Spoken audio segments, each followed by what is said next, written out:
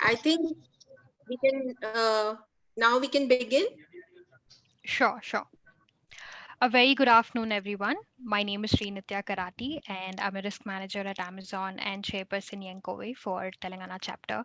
So I will be moderating today's Swavalamban Sashakt webinar series 2, and our topic for today's session is housekeeping in large establishment. Let us begin this program with a famous quote by Mark Twain. The secret of getting ahead is getting started. On this note, ladies and gentlemen, on behalf of COVE India, I welcome you all. And before we commence this program, would like to request all of you to please be on mute. And in case of any comments or questions, feel free to use the chat option or the hand raise feature on the Zoom. So I would now like to welcome our National Secretary, COVE India, and Chairperson Webinar Series, Ms. Nidhi Toshniwal, who would be giving the opening remarks. Over to you, ma'am. Thank you, Nitya. It's a pleasure to be part of this webinar. And I would just like to give some insight into what this webinar series is all about. Confederation of Women Entrepreneurs of India, along with SIDBI, has launched the Swavalamban Sashakt Mega Campaign 2, a series of one-day awareness, outreach, and business opportunity program in true spirit of Atmanirbhar Bharat to give fillip to Stand Up India scheme of Government of India, a flagship program launched by Honorable Prime Minister of India to increase the effectiveness of the SUI program and strengthen the MSME ecosystem targeted at development of unserved, undeserved youth and entrepreneurs from Shah, Shedai, and women entrepreneurs in the outreach of financial assistance and credit access to women entrepreneurs. Swavalamban Sashakt attempts to ignite the spark for business leadership in the targeted aspirant women entrepreneurs. And this awareness, outreach, and business opportunity program is a participative, interactive program, and it provides a platform for awareness and genesis of business development. It shall be an opportunity for the invited businesses to showcase their business models, the aspiring women entrepreneurs to identify a business of their choice, and the financial institutions to generate business leads and guide aspirants on their expectations. So today is the 17th webinar in the series of Swavalamban Sashakt 2. The previous series of 20 webinars was also a huge success and reaching out to an immense number of budding women entrepreneurs. Thank you, Nitya. Over to you. Thank you, ma'am, for letting us know the importance and the motto of the Swavalamban Sashakt, the webinar series.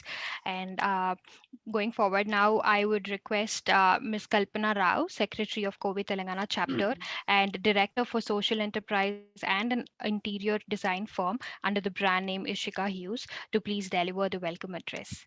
Over to you, ma'am. Thank you, Nitya. A very good afternoon to everyone. On behalf of COVE Telangana, it gives me great pleasure in welcoming you all to the 17th webinar of the Swavalamban Sashakt webinar series 2, of which, of course, Nidhi has already briefed everybody. I would like to extend a warm welcome to our founder members first, and a special welcome to Anamika Rajkumari ji, Ritu Girdhar ji, and their team from SIDBI. I also will welcome all our eminent speakers for today's webinar. Our motivational speaker, Chetna Jain ji, welcome, and expert speaker, Neerja Reddy ji. From SBI, Mr. Manjeet Singh ji, and our SUI beneficiary, Chakilam Purnima ji. Welcome. I would also like to extend a special welcome to our friends from the press, our COVE colleagues, and supporting staff. COVE Telangana has been, and a few words about COVE Telangana since I am here representing COVE Telangana.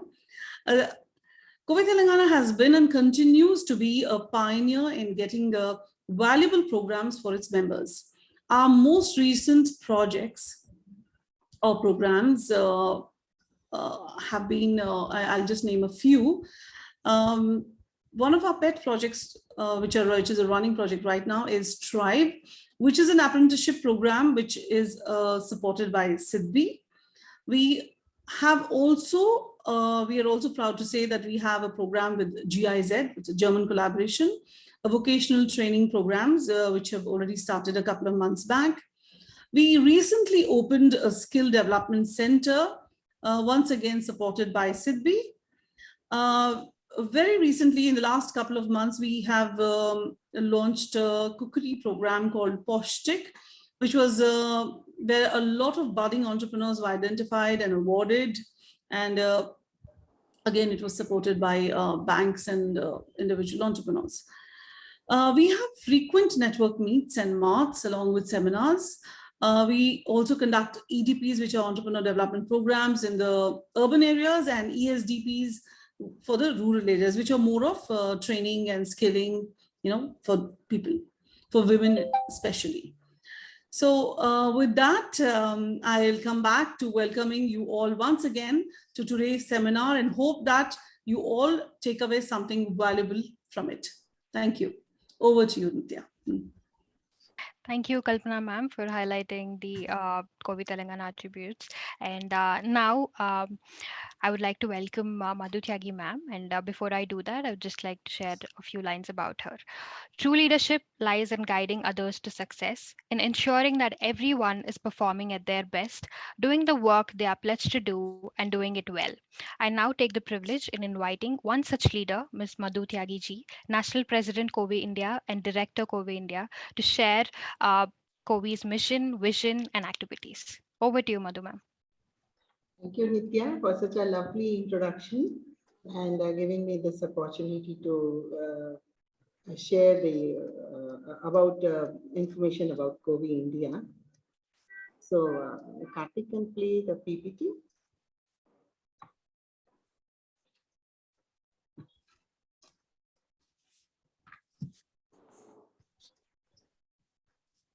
Yeah.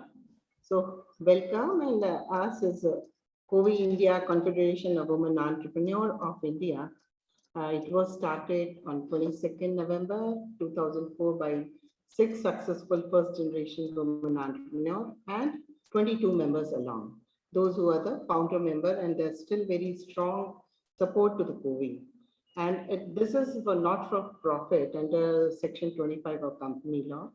And here the vision is to make our COWE as a national organization to give the benefit to all budding women entrepreneurs and bring them to the mainstream line in economic and political sphere of power. The mission is promote affiliation and spread COWE activities across India, create center of excellence for the women to gain knowledge, develop skill, provide infrastructure, access to the resources, and promote marketing avenues for further their business. To inculcate entrepreneurship among the women and shaping ideas into the business. Then Confederation of Women Entrepreneurs, happy to share that we are present pan-India. 11 of the states we are already present there with our strong support, all the very active chapters. So here you can read out all the names. And Gujarat is our entry last year, who have entered and doing very well. So that's how the vision is, like to bring more states into the fold. Next. And here at COWE. Mute just now. Mute just, bro. Can we all please?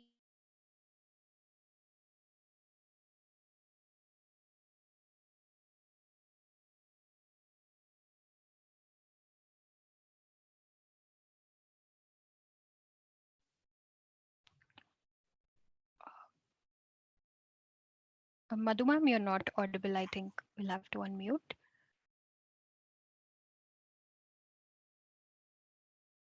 Yeah, can I? Yes, yes. Okay. Thank you. Thank you for reminding me. And we have business association with the Pepsi, and we have such certificates to our kitty. Registration with NGO Darpan, where we get to know a lot of activities at the national level. and we select that what is best for us and spread that to our members and give the benefits. Then ATG to get the donation, and the same 12A also, and register under FCRA, and ISO certified, as you can see, to 9001 and 15. And we have CSR certificate also, and gold debit, which supports us to take government policies for our members. Then these are the achievements that we have done. Mentors more than 1 lakh. Now we should update it in last 17 years. And on the board of NIMSME, NSIC, MSME, and AP State Government Industry Task Force, and registered technical agency under NIMSME for the Spurti scheme, which is a very ambitious scheme, and we would like to replicate to other states also to have a more lot of activities under Spurti for the cluster development, and registered with the land holding agency in the hand holding agency with the Stand Up India, under which today's program is going on. The second such successful series we have conducted, and this one is going on. And registered for the under the National Skill Development Center. So this is again a very good program which we have taken up, and thousands of women are being benefited through this particular thing. And there's a lot of stress upon this program where we are working very closely with the government and taking these schemes and benefits to the women so that they learn the training, they get the training and start their business. And sign MOU with the different association internationally and nationally. So here a lot of us every month we have one or the MOU with the colleges, and so bring that colleges into our main this thing through Young COWE, where we get the idea that how to get into entrepreneurship and empowering women. So what we do the marketing linkage, training program, business networking, and CSR project, counseling and knowledge dissemination, mentoring, support, seminars, workshop for our benefit for the members, and infrastructure support, which I'll be explaining later, and advocacy with the government, which are the good schemes, and we think that it should work for women. We take that points to the government, and linkage with the key partners for our members, so that they have the great access through our support. COWE India support women entrepreneurs for the ideation stage to the success, and that goes further to celebrating their success. We train, handhold, support, mentor, and celebrate the various stages of entrepreneurship with the hand-holding by COWE. Next. Then the marketing linkage. So these are the tools we use for the marketing linkage. Major tool is exhibition that we do on the city level, then state level, then national level, and international also. So COWE Mart is again a very successful tool which connects our members to a lot of marketing in different areas. So it's a very continuous process which we have been following by our most of the chapters, and tie up an online, offline partners like Amazon, Saheli, We Connect, Harmony Talks, and Startup TV. So these are like, publicity also for them, marketing linkage to them. They get to know what is happening, and they also get visibility there. And virtual exhibition, COWE Mart, when the pandemic was there, we had started this initiative to give the marketing linkage or the support to a member when no market was open. So that was very much successful, where we could give platform to women when they were not able to sell their products. So this platform gave them a lot of wings. So far we have done 26 national exhibitions with 3,000 plus participation, and more than 10 crores actually by now, because every year some of the other figures are adding to it. 15 international exhibition in 12 countries with 200 participants. And now this year also we are planning to have international exhibition in this financial years to give the uplift for our member through the NSIC and different platforms. So we will be taking our two groups to two different the countries for international exposure and marketing linkage, and to give them how to compete in international market. So these inputs they will get there. Yeah, so training programs. We do these training programs, as you know, our main motto is to create entrepreneur. To make it successful, we do EDP programs. Then once the EDP programs are done, then there's skill to be developed. These programs are there. That's this sector specific we give.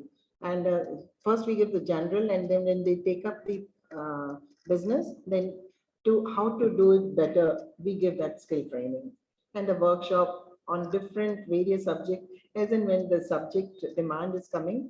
So it's on an ongoing process, it is happening. And we have done 75, actually more than that. We need to update on this. So next we can proceed to.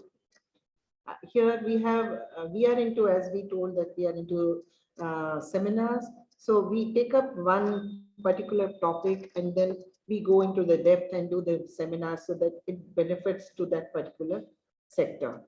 And during the COVID, this webinar, as I explained it to you, so those webinar, even for the Stand Up India, this had really helped many people to understand that what Stand Up India scheme is. And many women have taken up as an entrepreneurship through this Stand Up India loan, and then tie up with other business associations to ensure that participation of our member in other seminars and conferences. It gives them insight that they get to know that there are places where they can showcase their products and get more market linkage. And national and international conferences we have done. We had been to many countries also for these conferences, and COWE has played a very vital role in explaining what we are, so that we got a lot of praise for that in conferences and recognition. So 100 plus seminar, webinar and conferences with more than 5,000 participants so far we have done. In marketing linkage, marketing networking, as we have already explaining that we have our very big tool is WhatsApp, where a lot of business on a day-to-day basis is happening among our members. It is synergy basically.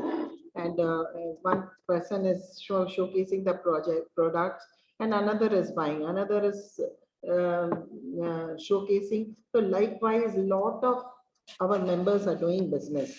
So we are expanding it to Telegram, where more and more members can do this business. Then regular networking meeting and discussing the issues of entrepreneur, understanding them, and wherever, which platform it needs to be presented, we do that. And then we do the brand walk and sales meetings to encourage sharing the product, within the members also, within the chapter also, these activities take place. And then large networking event to help women networks, and a B2B business where women who are well established but want to upscale their markets. So there we bring the well established entrepreneur or the enterprises like hotel industries, hospital industries, anything under the sun. We have B2B where our members are interested. We know that what activities they are into. So we design the B2B in such a way that all the members and those who are connecting with them, making the MOUs with them, they are both are in win-win situation. So 58 networking event with the 5,000 plus participants we have done so far. This is an activity we do it on every year basis on a major scale. And then mentoring and support, experience entrepreneur among ourselves, because we are now more than 17 years old. So lot of entrepreneur, budding entrepreneur, those who have started in those stages have become very big, and as a passion, they come and support the new entrepreneurs, give them all the mentoring and guidance, and then help with the funding agency. If some project somebody wants, then we help them to get the project done, and we connect it with the funding agency like banks, so that they get connected for the starting their business. Then linkage with the consultant professions for the various fields and connect with the government agencies. So these are basically we do for our members, and we are affiliate to the incubators and accelerators, so that whatever the requirement from the member, we try to fulfill it. And it is like all the time we are upgrading and trying to make ourselves like available and ready to take up for the members. Next. So here I would like to say that as we had started, that this was also one of the vision to create one women entrepreneur industrial state. In that field, we have done wonderfully. So 30 acres area we had acquired with the government under IID scheme, and in Telangana, where integrated structure, we got it prepared. Now CFC building is done, where one lab is there, which is training the nearby by people. And then 22 women entrepreneurs are running the business and manufacturing. And Andhra Pradesh also is working towards it. Few of the members, they have already started registration, and few of members are in the process of it. And we have the vision that each chapter will have its own infrastructure to have an industrial park for the dedicated to the women.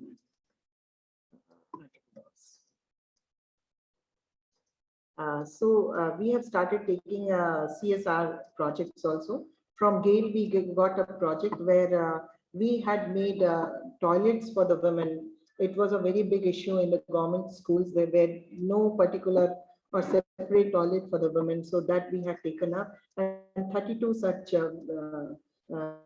made under the CSR supported by GAIL.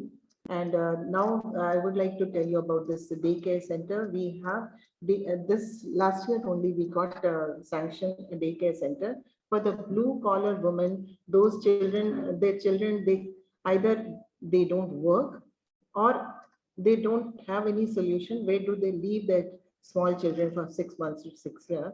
So either they don't work or they are dependent on some relative or something. So sometimes things are not favorable. So this daycare center has come into that support that, okay, you be ready to work. We will take care of your children. You leave the child when you go for work. You pick up the child when you're ready to go for home.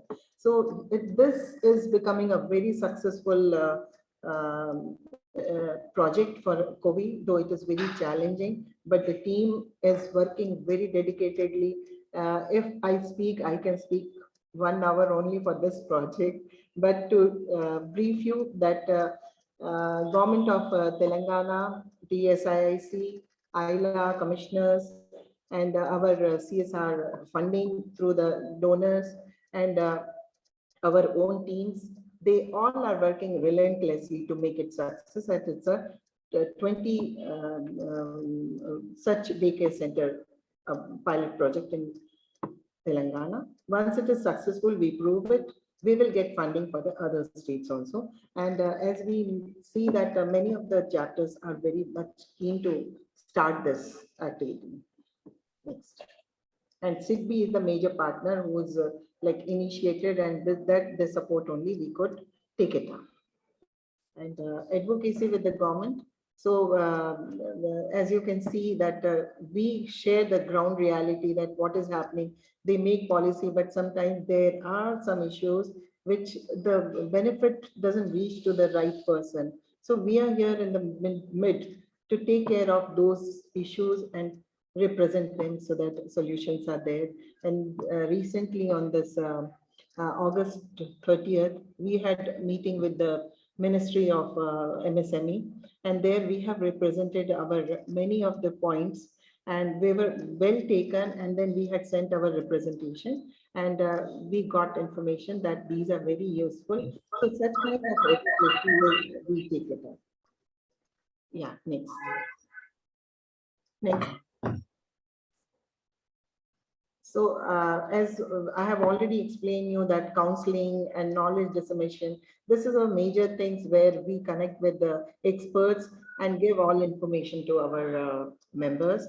And we connect with them on email and blogs, meetings, seminars, and workshops, networking meetings. So these all, like, they get connected, and whatever information is required for them, we provide them.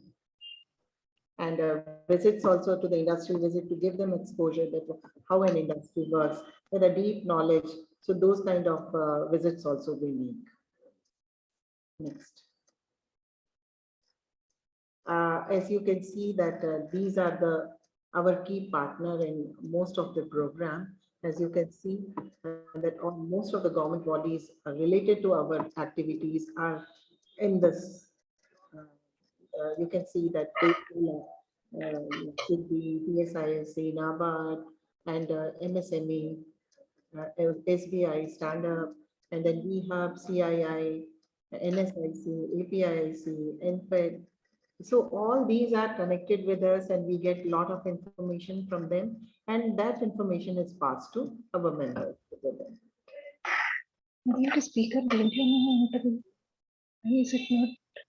And recently, it's a very ambitious project of COWE. So it has started with a cooking competition in 2 states. And but the basic idea is to reach out to the second or 2-tier, 3-tier district, where these women, they don't get this exposure. So cooking was a cause from where it started, but the basic idea is to make them entrepreneur, realizing their talent, their potential, giving them proper training, and then after the training, how they take up their product manufacturing, and then marketing linkage to them. So this is, again, we are in the process of, we are in touch with the food processing societies of both the states and have our MOU. And these things are going to help our all the participants, those who will be benefited through this scheme. Next.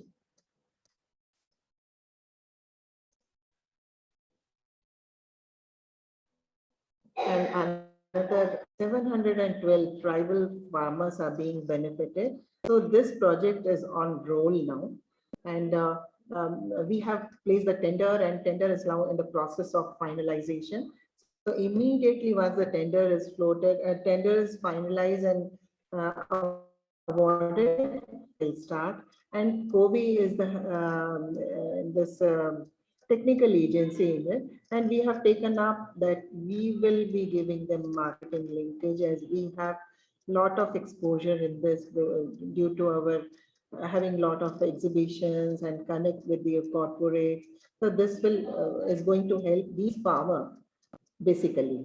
So it's under Spurti scheme, and it is supported by MSME. So NIMSME is the nodal agency, we are the technical agency, and in Vizag there is a implementing agency. So 3 of us, we are handling this project. Next. Next, please. And about this young COWE. So here in COWE, we nurture women members. Young COWE is like reaching out to the young brain, where we have to remove that job is not their forte. They have to become an entrepreneur. Don't look at any other.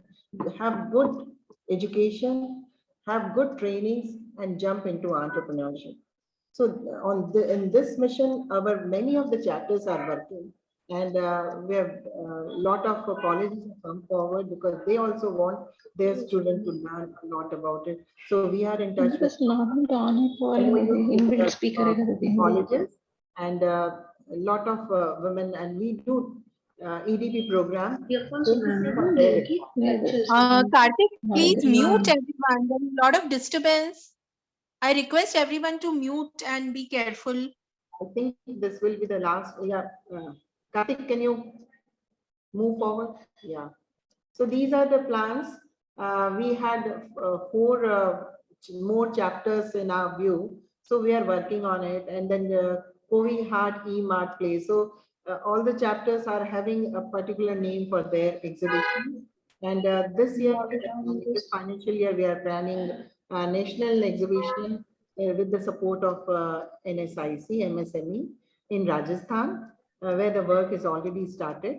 And so you can see that these are the plans and we are very well on the track for achieving them.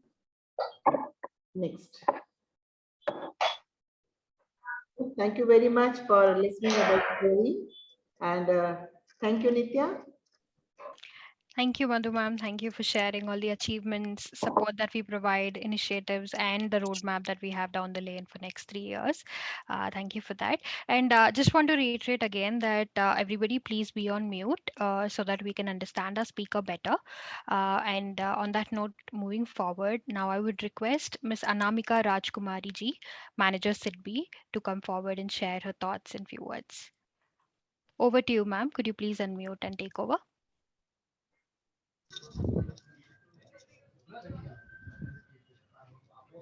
Good afternoon. Good afternoon to all the participants and the speakers in the webinar series. Actually, today we are here at the 17th webinar of the second Swavalamban Sashakt. We have started this webinar series during the COVID time to give fillip to the Stand Up India scheme. During those times, like everybody was at home, so we thought of starting this webinar series so that we can share the what do you say, the success stories of the entrepreneur, and we can guide them about the Stand Up India schemes. Like sitting at home, we wanted to share the knowledge, share about this Stand Up India scheme. Today I will share some of the highlights about the Stand Up India scheme. This Stand Up India scheme was announced by our Honorable Prime Minister on 15th August 2015 and was launched on April 5th, 2016. And SIDBI has been given the mandate to manage the Stand Up India portal, and we have a dual portal. It is Stand Up India portal and the Udyami Mitra portal by the here. And also to create awareness and to organize awareness programs uh, about the Stand Up India scheme. Here, the main objective of this scheme is to promote the bank financing for the greenfield and enterprises promoted by the scheduled caste, scheduled tribe, and the woman entrepreneur. Uh, Actually, normally what happens is like those entrepreneur who started their business at one go, they find difficult in getting the bank funding. So this schemes has been started mainly for that one. Yeah, because this is only for the greenfield entrepreneur enterprises promoted by the scheduled caste, scheduled tribe, and the woman entrepreneur. And the loan amount that is eligible under the scheme is between rupees 10 lakhs to rupees 1 crore. And under this scheme, the bank has to sanction at least one scheduled caste or scheduled tribe borrower. That means all the bank has to sanction at least one scheduled caste or the scheduled tribe and to at least one woman borrower per bank branches. So it has been given the mandate that every bank branches has to sanction at least two loans, that is compulsorily at least one to scheduled caste or scheduled tribe and two women entrepreneur for setting up their greenfield enterprises. And units can be in any of the manufacturing sector, service sector, trading sector, and even agri-allied activities. Those who are having the activities under agri-allied also can be covered under this scheme. And ये जो scheme है, this is available till FY 2025. Here I wanted to add one more thing is that uh, every time ये होता है कि whenever any aspirant, mainly this aspirant माने कि जो first time entrepreneur है, whenever they go to any of the bank, उनका main issue होता है कि what about the security. Under this, अगर स्टैंड अप इंडिया स्कीम के अंदर कोई लोन अवेल करते हैं कि then they can their primary security is a must, and along with that जो collateral security है, if the individual or the uh, aspirant is having any of the collateral security like the houses or LIC or any collateral security, they can give this as a part of a collateral security. Or if they are not able to provide any of this collateral security, this loans under the stand up India scheme uh, can be covered under the guarantee of credit guarantee fund scheme for stand up India scheme. Like, but as per main what I will mention here is like it's my personal view, or any of the banker who will give good guidance. They will say ki it is always better if any individual is having a collateral security, it is always better to give that collateral security instead of taking a guarantee, because guarantee fees again attracts a guarantee fees, which will be an additional of 1 to 2% depending on the rate what is being covered during that time. So it is an additional burden to that individual. Means they have to pay an extra 1 or 2% guarantee fee, plus the interest rate that is being charged to the charged by the bank. And here dusra one more other thing is that ki, like the scheme has been launched, scheme to hai, but how do any of the aspirant apply for the loan? Here the aspirant can apply for the loan through bank branches. माने कि any of the individual can go visit any of the bank branches with their properly filled application forms, and they can approach for the loan under the stand up India scheme. Or they can apply online also through stand up mitra portal. The website is www.standupmitra.in. Means here they can fill all the details. The application form can be filled up online, and they can submit, and they can submit online, and they can even select their preferred bankers, or the preferred bank, and the preferred bank can be selected, and they can submit their application through online. And the other is through the lead district manager. They can even approach to any of the lead district manager, and they can apply for the stand up India scheme loan. This was all about the Stand Up India scheme, but here I would like to add that I have mentioned about the two portal, that is Udyami Mitra portal and Stand Up Mitra portal. This portal is not only for loan application, but this is this portal will provide with the hand, means we have onboarded hand holding agencies in this portal.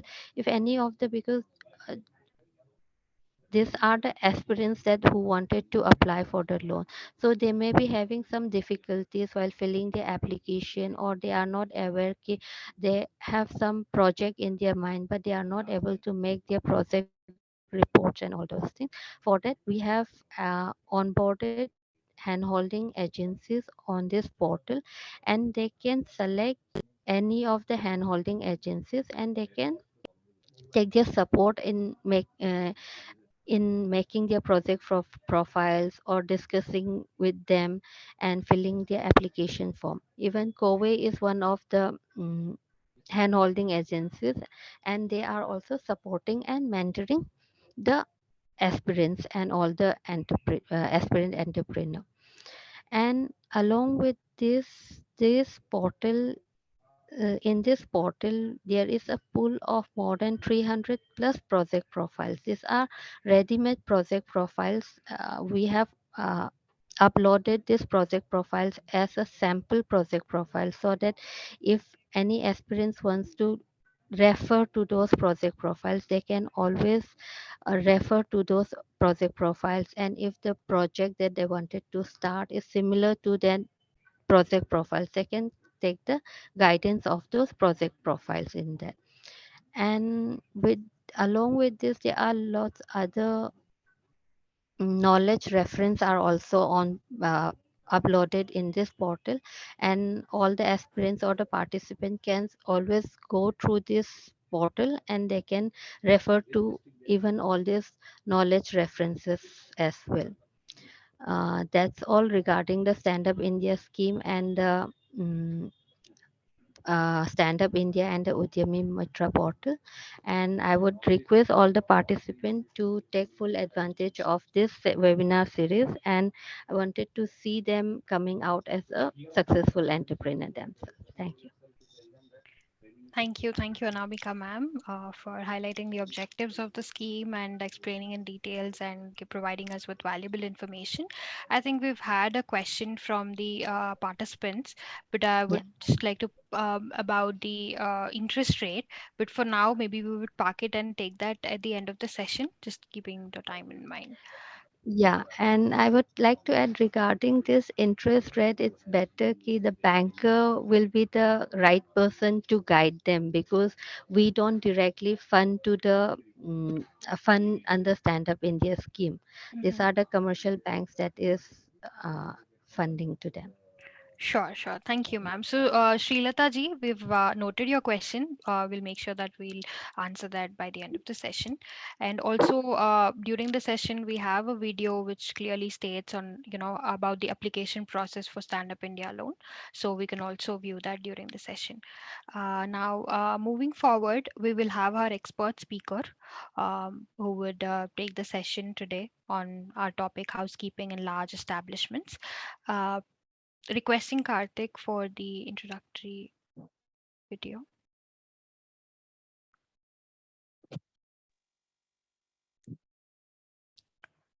So our expert speaker for today is Ms. Neeraja Reddy Vemula, Ms. Neeraja Reddy has completed her MA in Public Personal Management. She's the founder of Meghna Housekeeping Consultancy Services. She comes with a lot of experience in handling housekeeping in large establishments. Today, she would be our expert speaker, like I mentioned, to share her expertise in this sector and how opportunities could be leveraged in this industry. So we have a small, so on screen you can see that it's brief about Neeraja ma'am as well. And post this, she would be taking over to share the information with all of you.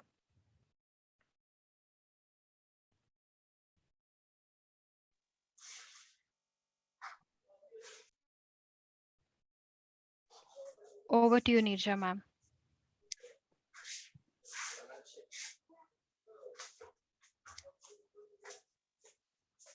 Please unmute yourself, Neeraja ji.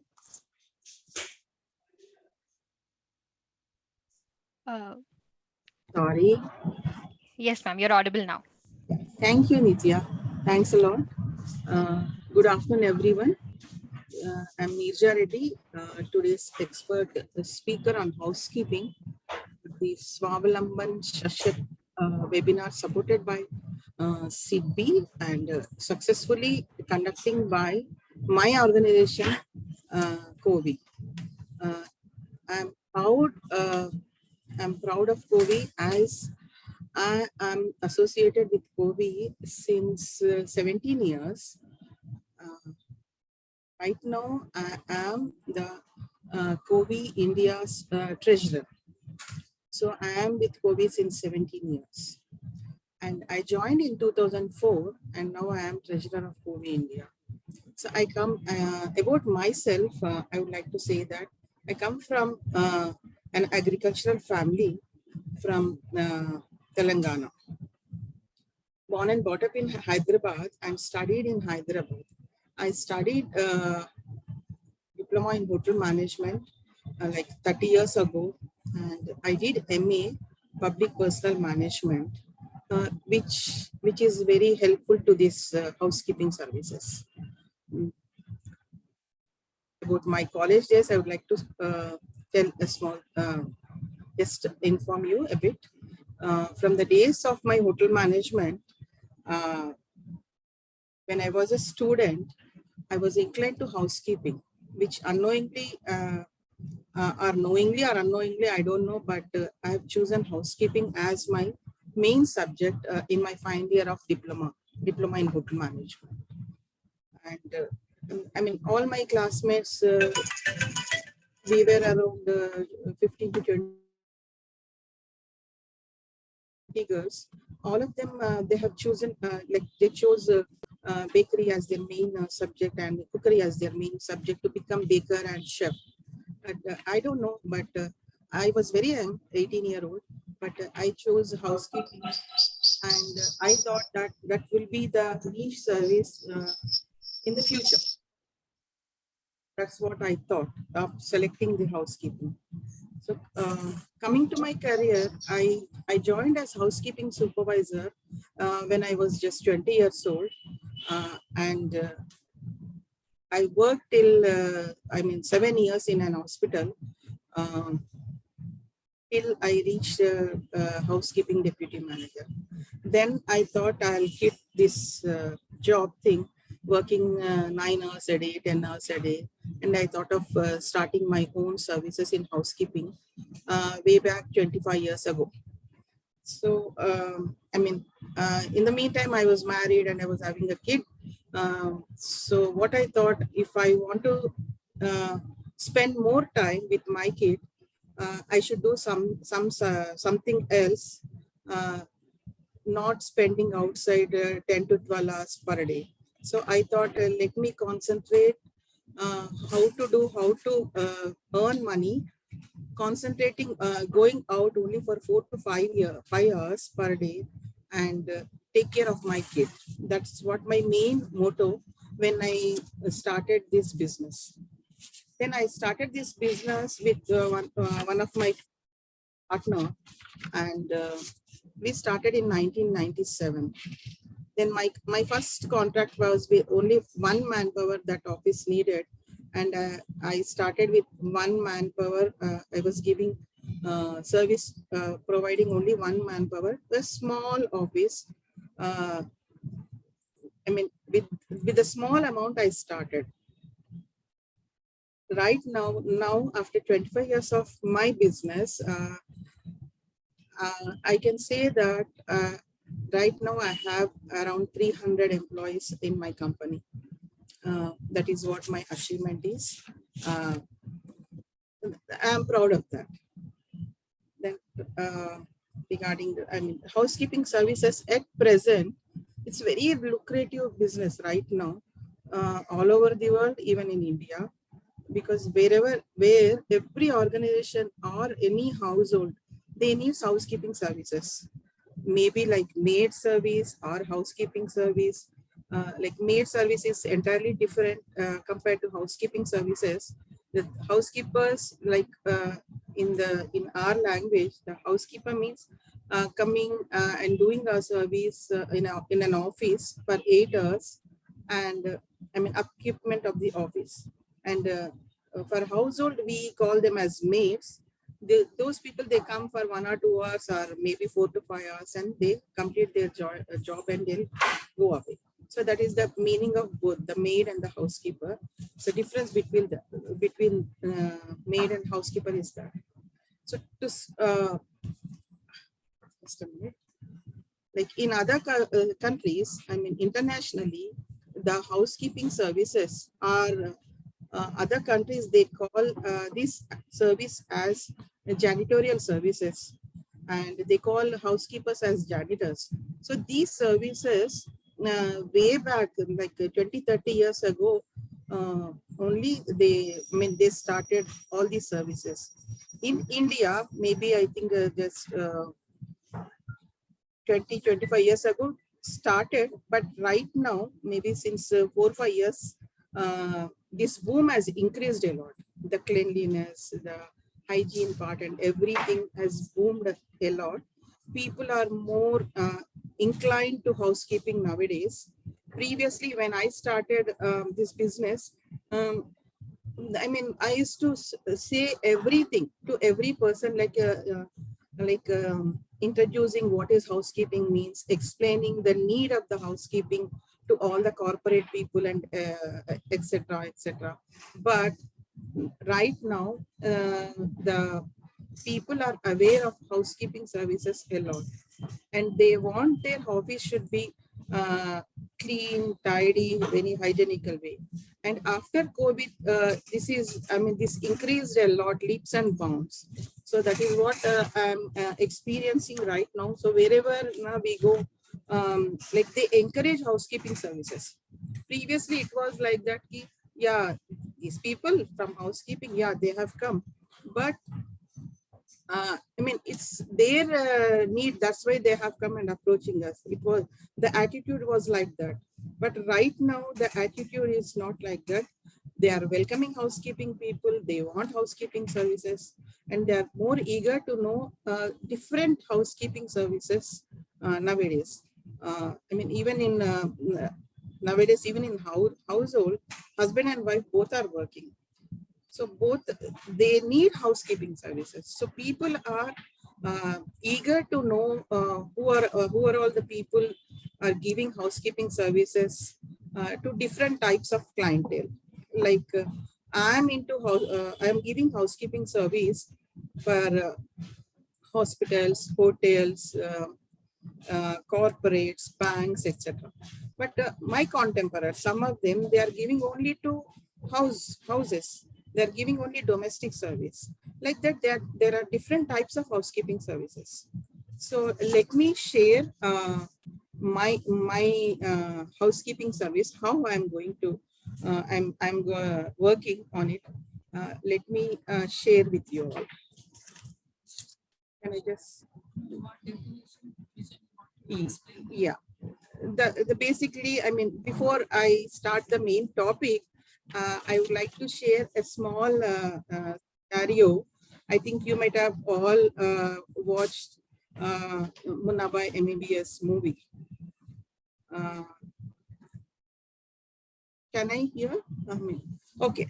So in that you will see, in that movie, you all will see that one peon or housekeeper, he was mopping the floor. He was mopping the floor, and the hero just, he comes, he walks over the mopping, the cleaned floor. So that time the peon will get very angry, and I mean, hero, without realizing, he makes the floor dirty. So I would like to say here is that the housekeeping job is a thankless job.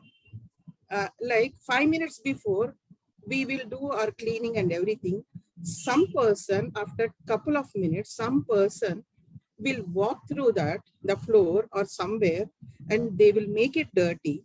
Then after a couple of minutes, some other person walks in, and he will see, and he will call immediately housekeeper, and he will scold them that what is this? Nobody has cleaned the floor.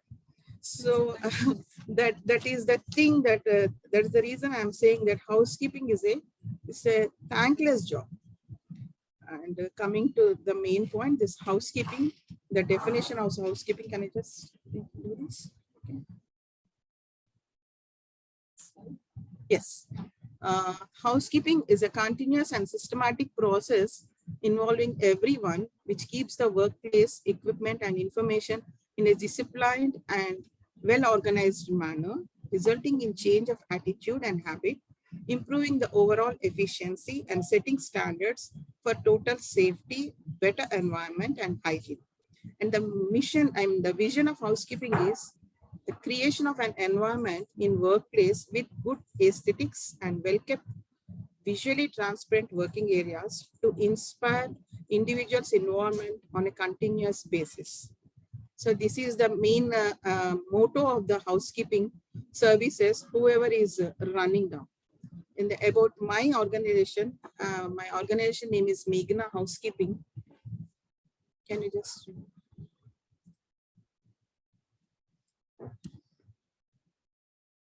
Excuse me. Yeah. Meghna Housekeeping is established in 1996 by two entrepreneurs committed to establish an agency capable of providing customized, carefree, and comprehensive housekeeping services while creating sustainable income and skill development opportunities for women as well as other unskilled human resources in need of social empowerment. That is what our main aim was when we started our housekeeping services. So our services include, we give different types of services like corporate and hospital housekeeping, the post-construction cleaning of big buildings, any building. It may be a corporate building, or it may be a house, or it may be a villa, or any apartments building, or any building which needs post-construction cleaning. So we do that. And we do intensive cleaning. That means like every 6 months once or 1 year once, people would like to remove all the garbage and all these things which are not used. There we come and we do intensive cleaning after removing their all what is that called, unnecessary items. We do the intense cleaning. For example, if somebody wants to shift their cot or almirah or something, and behind the almirah or cot or a refrigerator, the dirt will accumulate. So that is the, I mean, there we come and we do all the intensive cleaning of that area or the building. And then the next is professional cleaning. This is that we do in a professional way, like our services includes, can you just change this thing?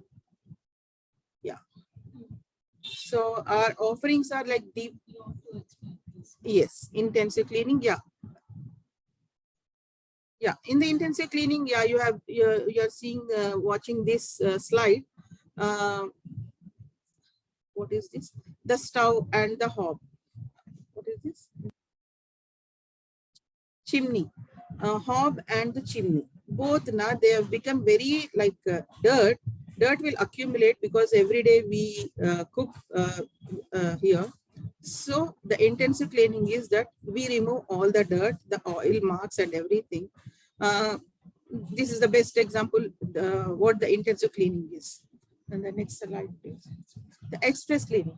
This, if somebody wants that within 4 or 5 hours, maybe some guest comes sometimes, or in the corporate sector, somebody comes for the checking and everything. So there we come into the picture and we do all these type of cleaning in an express way, like toilet cleaning, everything. We send more people, and with specialized chemicals, we do this type of cleaning everywhere. So this is one of the cleaning we are doing right now. The next, please. Corporate cleaning. Here we come like this is daily, like our team will go and they will provide us the cleaning services. That is one part of the corporate cleaning, which we are doing right now. But yeah, if I am taking up one building, maybe some other building, some other vendor will be taking the same services. But sometimes the corporates now, they are not happy with the daily cleaners. So they ask us for a weekly cleaning, like weekly once toilet cleaning, or sometimes monthly once their pantry cleaning, or half yearly or yearly basis, their chair shampooing, carpet shampooing, or sofa shampooing, anything. So these are the services also we give apart from our day-to-day regular maintenance of the office. So the next, please. Then we are giving post, this is also one type of cleaning which comes under housekeeping services. This is post-construction cleaning. This you all know very well. The builder or developer, their main object is to just complete the their thing, and they will just push off. They'll hand over to the the customer. But in between, we come into the picture and we clean up everything very intensely, like removing all that debris, everything.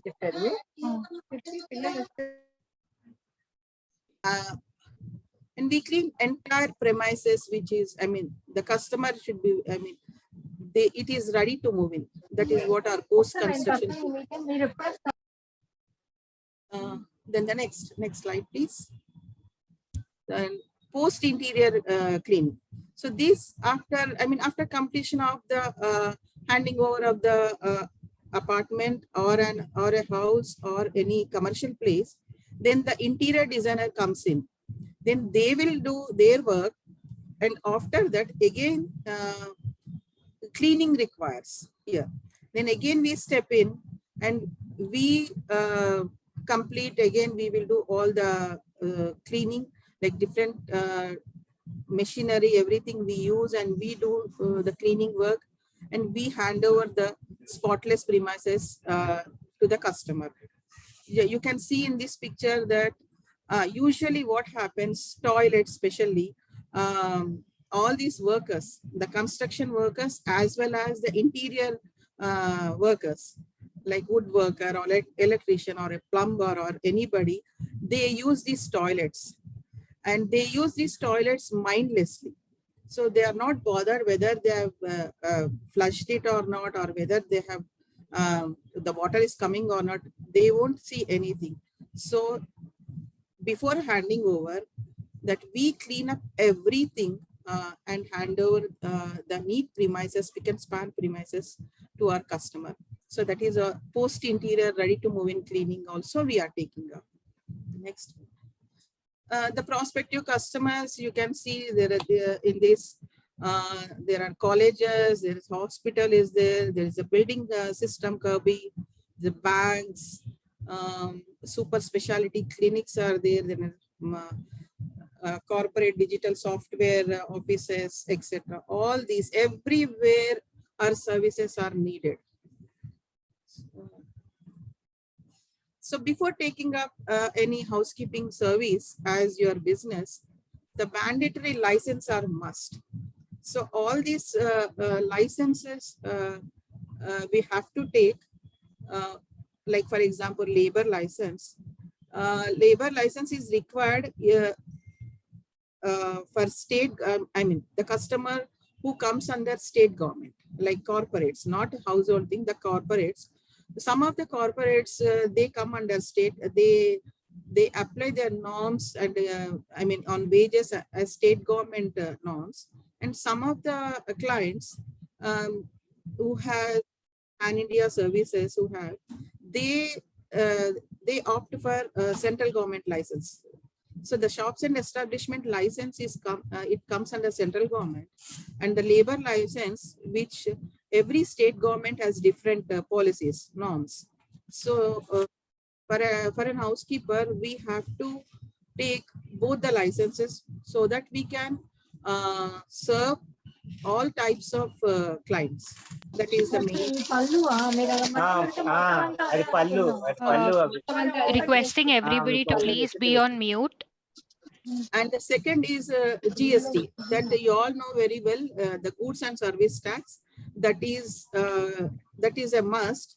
I mean, there is a rule for GST that below 20 lakhs business, no need of taking GST.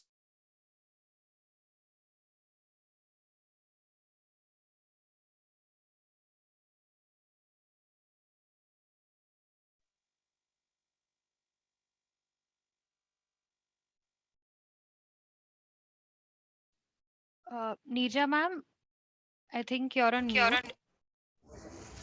Could you please unmute and continue? We can't hear. Yeah, can you hear me now? Yes, you're audible now. Yeah, we can. So coming to GST, I was talking. So the GST, it is must and should right now to take the GST number.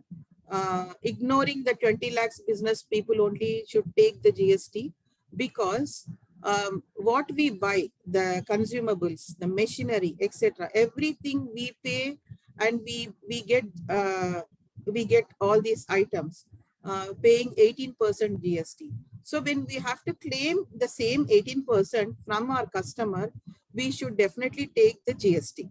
So in this housekeeping service, it is must and should that we should take GST. The next comes shops and establishments. That is for the central government clients. They will ask definitely the shops and establishment license. That is must. Then for all our employees, provident fund, giving provident fund, ESIC. ESIC is nothing but the insurance for all the employees. This PF and ESI is must for housekeeping services. And whoever we are paying more than 15,000 wages, for them this professional tax also we should pay. So that is also must. So nowadays all our housekeeping supervisors are higher than housekeeping supervisors. We are all paying more than 15,000. So there it comes the professional tax also we should take, and we pay professional tax. So all these 5 licenses are must for any housekeeping service provider to start a business. The next slide. The financials of housekeeping. Before I give the business plan, I would like to just share with you all the basic thing. I would like to share with you all a small example type. Afterwards, after this slide, I will clearly explain you about my business plan. The housekeeping service provider financial, for example, I'm telling, we need nearly 10 lakhs rupees if we get our business, like 3 lakhs a month business. If we get, at least we should keep aside 10 lakhs rupees. For what you ask? For what means we nowadays, all the clients, they are not giving immediately our check.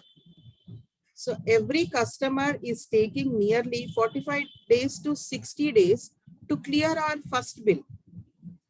So now here comes why we are keeping those 2 months of amount, because we cannot wait till the customer releases our bill.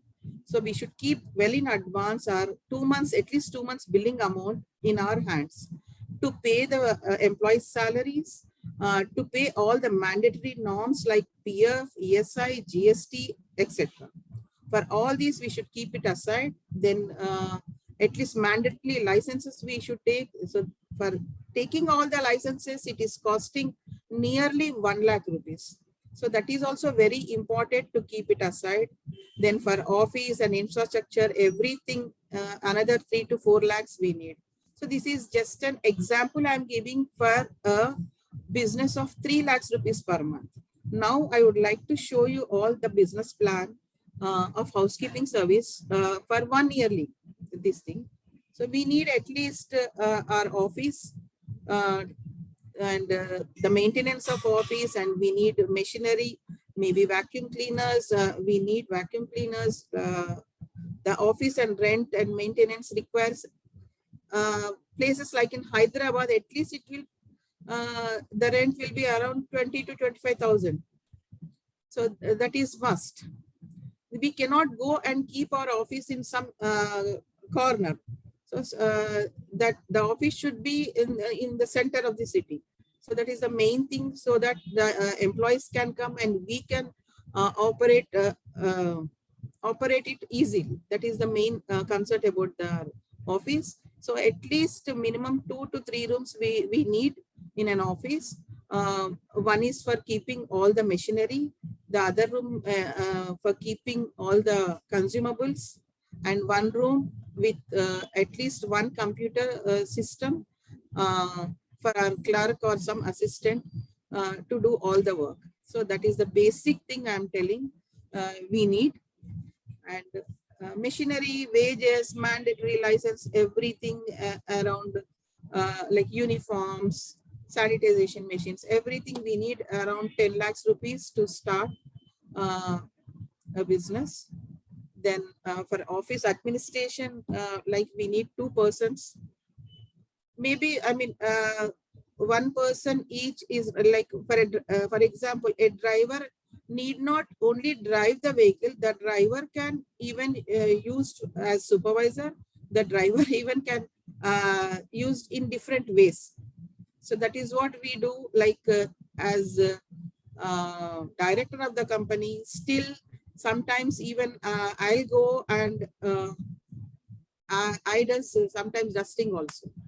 If anybody won't turn up, then we need to do that service. Like multitasking is very important in housekeeping services. So can you just see the supervisor salary is around 20,000, and the cost, we need one vehicle um, to transport the machinery. And sometimes what happens, we need people also to transport from one place to other place, so wherever we require. So the vehicle is must, getting consumables from the market, and for everything we need a vehicle. Then all these expenses like driver salary, petrol, cleaning material, like consumables every month, then publicity, whatever, website, everything we need around 30 to 35 lakhs. I mean 32 lakhs here I showed. I mean, with this type of setup, we can do business up to 15 to 20 lakhs of business. This much setup is required. And if we increase our business, I mean, above 15 to 20 lakhs, then we need more computers, then we need one more vehicle, then we need more manpower to do all these. That everything goes up. So this is the basic plan, and you can expect return on investment around 25 to 30% in housekeeping services. So that will be the thing. You will get around 25% on each bill. I mean, cost cutting everything. So this is the thing. Then in housekeeping services, I mean, we face so many challenges. Like the deadly challenges, like for example, here I have taken hotel industry. So a small piece of paper is also, I mean, it's a challenge. Like the client expect a lot. The high expectations of the clients, I mean, they expect a lot in hotel industry, especially even in hospitals. So a small piece of paper is also considered as housekeeping is not good. A small little hair in the bathroom, this is also, I mean, considered as the entire bathroom is spick and span, but one hair will just, I mean, get a bad mark. We will get a bad mark. Then hair in the bed also. So that means that indirectly it tells that the linen hasn't changed, etc., etc., etc.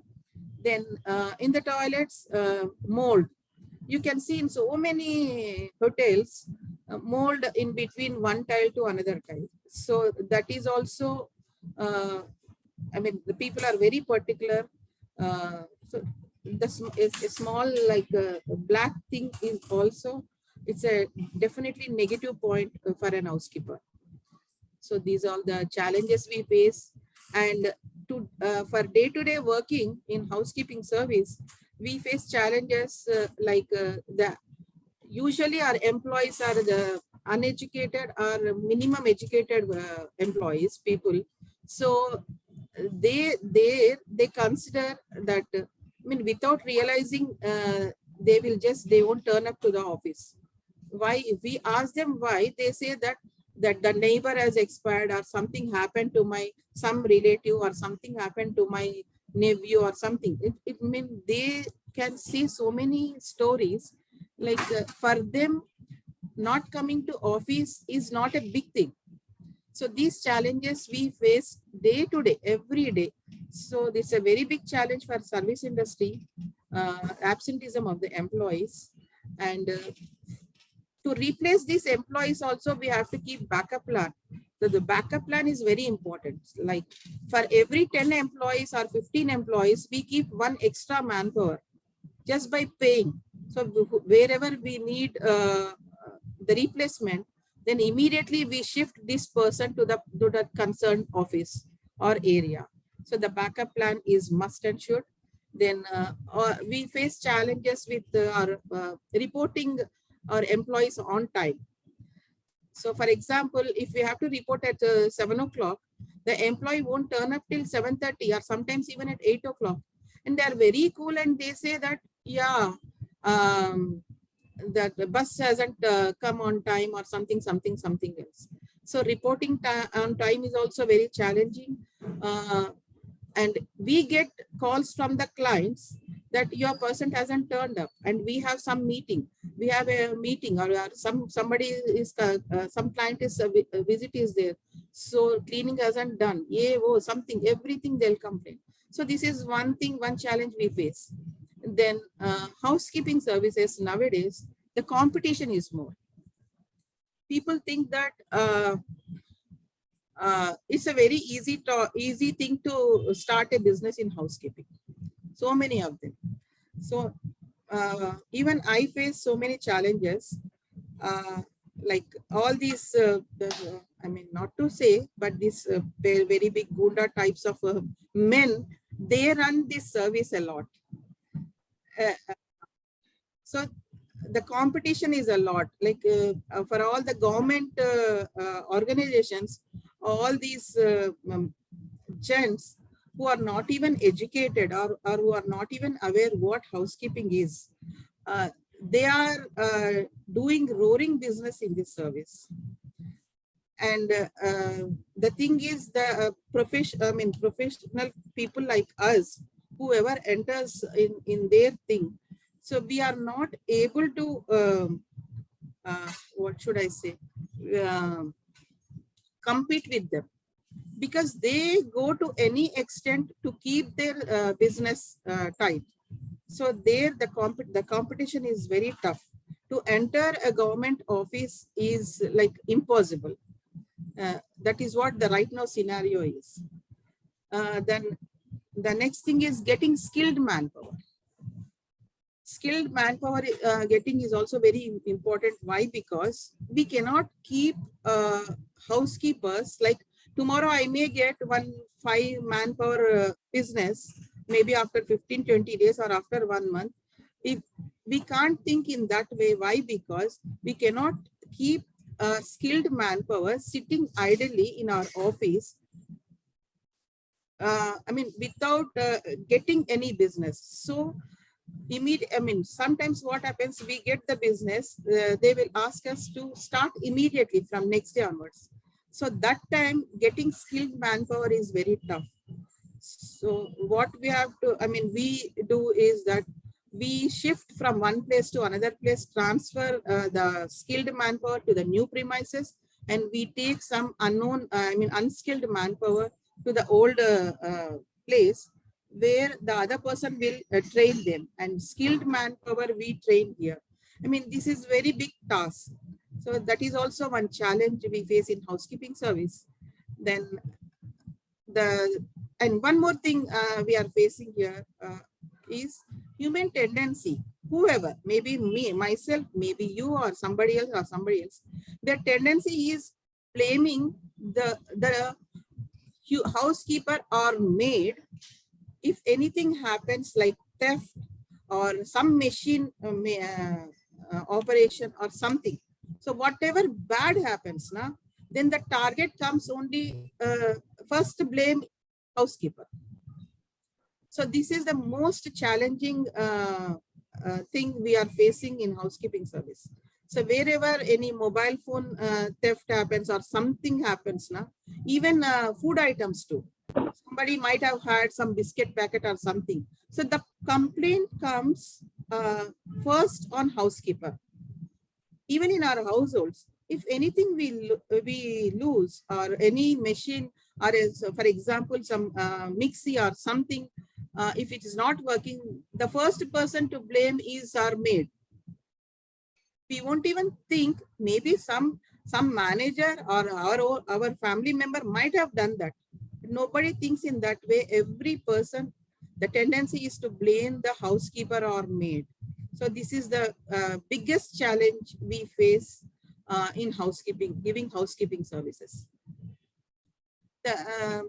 For any service, like advantages and disadvantages, even we have benefits also, like the self-satisfaction that we get while giving housekeeping service, because we give the spick and span, very neatly maintained office to our clients.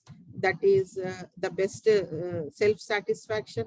Then one more point in self-satisfaction is that we are providing so many, we are providing employment to so many people.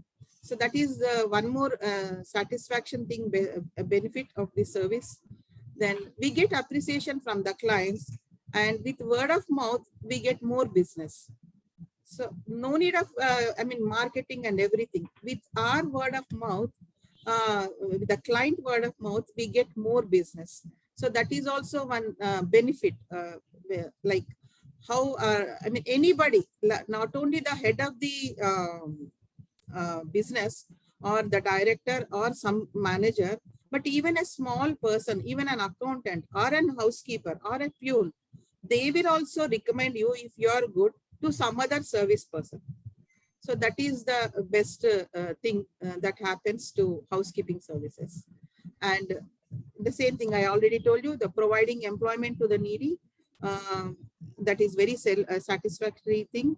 And we get very good returns on investment if we sustain and properly in this business.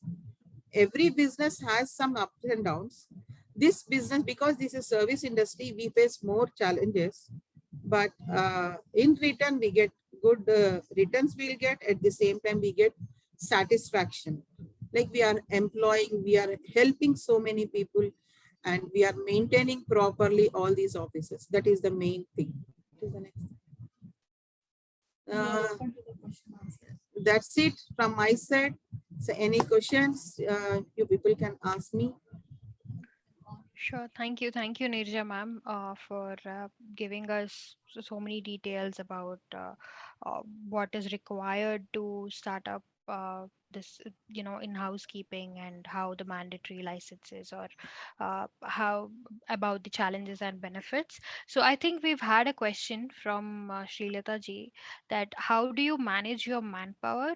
And I think challenges you've explained, and about the training part. So can you tell us about how you manage your manpower and training? Yeah, sure.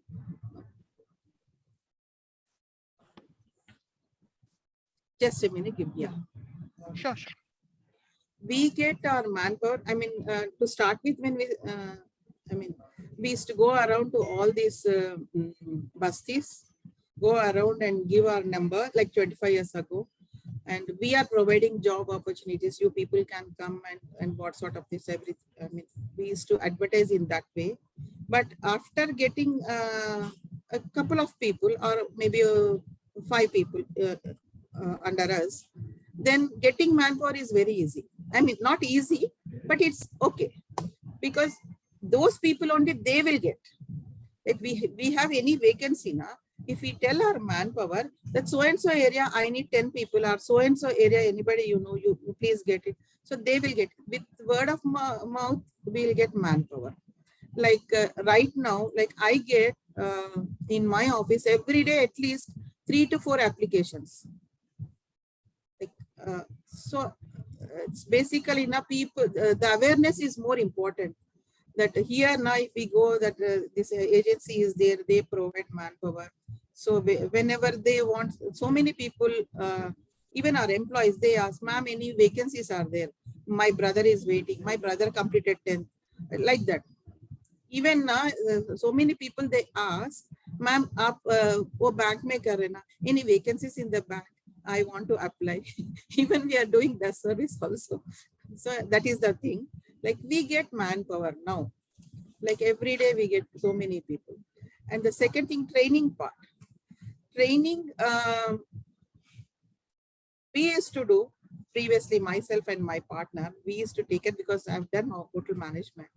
But now our any new person, we keep under our best manpower.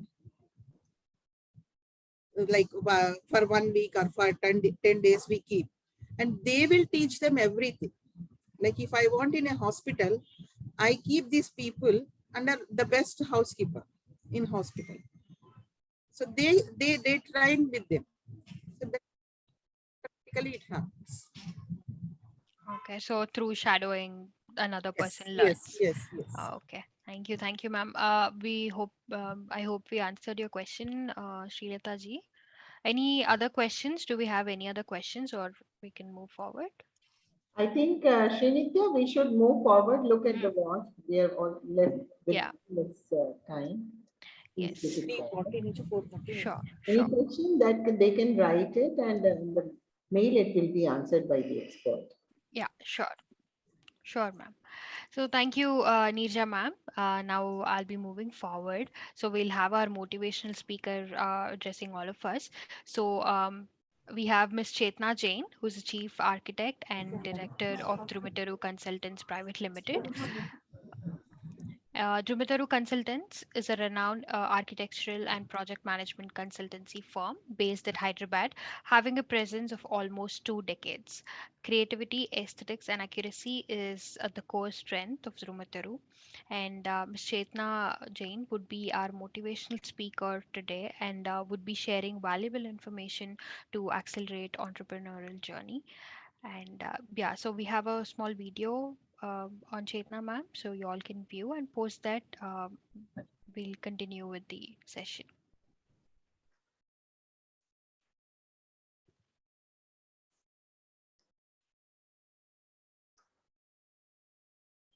Over to you, Chetna ma'am. You can please unmute and take over.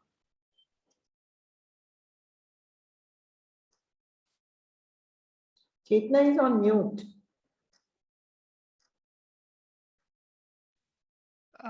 Chetna ma'am, you're not audible. I think you're on mute.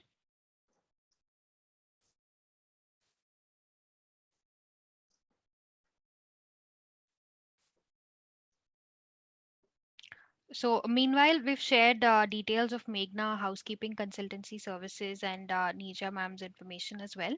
Any questions or any anything that you would like to share, you can email her, or there's also a phone number I think some provided. of your office staff can call Chetna and take it forward because it's a very time, according to the time. No, Shanti called up Madhuji Abhi. She called up Chetna. She's coming. In the meantime, okay, if she's coming, it's fine. Okay.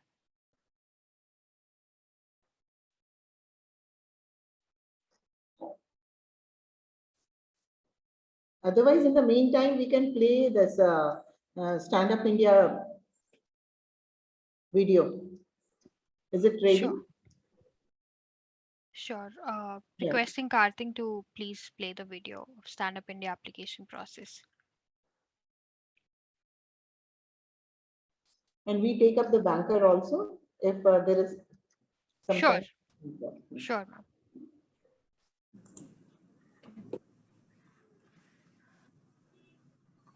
Okay, good afternoon, everyone. So here is the loan process, how to apply for the Stand Up India loan application. So for that, first of all, we need to visit the website, that is www.standupmitra.in. After we visit this website, here is a tab with the which is apply here if we require the loan facility. And when we will click here, it will take us to this new registration page. In this, we need to choose the option of new entrepreneur. Actually, as we know, this Stand Up India loan is for the new businesses. So we'll choose this option. Here it will ask for the name, email ID and mobile number in which we will receive the OTP. So after that, we will click on this generate OTP option. After this, the OTP will be received on our mobile phone. This OTP we will enter here and we will verify the same. After we enter the OTP and it is verified, it will show us this, that the registration is successful. Basically, this first step is to register ourselves on the website of udyamimitra.in. After this, this page will open, which will ask for our basic personal details, which will be, few areas will be pre-filled like mobile, email ID and name that we had entered in the previous pages. After that, we'll fill this page and we'll submit it. So we will be registered in the Udyami Mitra portal. Then after that, this page will open, which will give us the option of this applying for loan. So for applying for loan, here is this tab, Loan Application Center.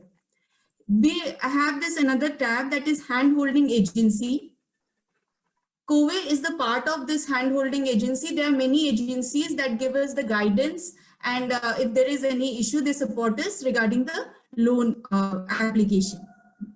So these are the various agencies that are associated with SIDBI for this.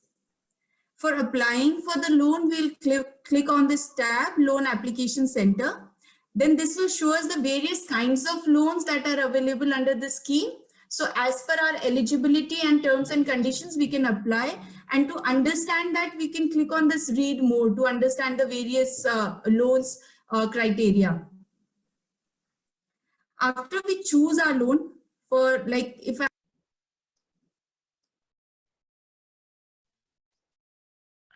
Okay, I think we have Chetna ma'am here. So Chetna ma'am, over to you. Yeah, thank you so much, Nitya. At the outset, I apologize for the technical glitch. Am I audible? Yes. Yes, Yes. ma'am. Yeah, so good evening, everybody. I think we heard a lot from Nirja Garu regarding the housekeeping services. And I was amazed to understand how an entrepreneurial opportunity can be so successful in something as niche as housekeeping. Entrepreneurship definitely is something which you do out of passion. Sometimes, I ask people, are you an entrepreneur by chance or choice? Most often than not, for family businesses, we say, okay, we had a business, so we joined the business and then we continued this. But there are quite a few entrepreneurs who said very enthusiastically, oh, we started this small and then we've grown so big. I think I totally resonate with them, because I am also one amongst them, who started very small, because the basic reason I wanted to be an entrepreneur, you will all laugh at me, but I never wanted to work under somebody. I always had seen my parents coming from a business family, that they always wanted to do things on their own. And I also saw how they were able to provide employment to quite a few people. And definitely that was one thing that left a strong impression on my mind, for which I always had this feeling, oh, I am not going to take up a job. Whatever I do, I'm going to start a business of my own. And that is how I landed up starting my own consultancy. Of course, I studied architecture and then took up I started my firm and started this. Of course, and I have also been talking to quite a few people about entrepreneurship. The one takeaway that I think, I've learned in all these years is being an entrepreneur is all about how passionate you are about your business and how driven you are about how you want to get the results. It's not every day that people decide to be an entrepreneur. It takes lots and lots of effort to understand what you want to do, how you want to do, and what is the method you would adopt to take this idea forward. It's not very easy. Like, you come up, I keep talking to people at COWE also. We have quite a few women who come to us who say, I have this idea and then I can do this. I'm good at doing this. But then, my dear friends, it's not about how many ideas you have. What is that one idea that drives you to make it turn into a business, that makes you turn that particular idea into start making money out of it and generate employment? That is what is very, very important. And that one particular idea, I feel you'll have to eat, sleep, and drink that idea. You'll have to dwell on that idea time and again. You will have to assess whether this idea, what you're thinking about, is really the idea of the moment, or are you thinking out of the box, or are you thinking in the routine pattern that people are thinking? What is it that will set you apart? Before, we used to call it as an unique selling proposition. We used to say, what is the USP? But now we say, what is the novelty of this idea? What is that one unique point where your idea or your product or your service stands out? And then you can make this more successful. That's very, very important. The second aspect I feel is perseverance. How long you can hold on. Because in the moment you have an idea and you start, it is not that your business is just going to take off. There is definitely a gestation period. That is definitely a time you make your investments in the form of monies, your energies, your time, your efforts, isn't it? So these all will take their time to bear fruits. So until such time, we will have to hold on to this very, very strongly. We'll have to have a lot of perseverance. We'll have to keep on looking at how we can keep on bettering it, and we cannot get disheartened. That's very, very important. We cannot lose out on the game or the journey which we started. We have to consistently hold on to it. And as and how we keep progressing the journey, we understand that a lot of changes have to be made in the original plan that you thought of. Okay, I'll just do this or I'll just do that. But along the journey, you understand there are quite a few additions probably you make, quite a few deletions that you make, but then you will have to continue the journey. What matters is that you want to establish yourself as an entrepreneur. That is the most important point that we'll have to bear in our mind always. And once an entrepreneur, always an entrepreneur. You cannot think of diverting yourself back to something, and just think what all drives me to be an entrepreneur, why I should be an entrepreneur. That should be the question we also keep on talking to ourselves. Sometimes most of the entrepreneurs will resonate with me on this idea. At the end of the month, when you try to give away your salaries to your staff and all the other people working in your organization, suddenly you feel, oh, I'm left with really nothing. But then do you realize how much amount of satisfaction it gives you when you have actually seen that you are able to make a difference into so many people who are working with you? Because entrepreneur journey is not alone. It is not your journey alone, because you are giving employment to so many people along with you. So you are an integral part of their journey as well. You are trying to give a life to them. So I feel, it is very, very important that you should think of being a job giver than a job seeker.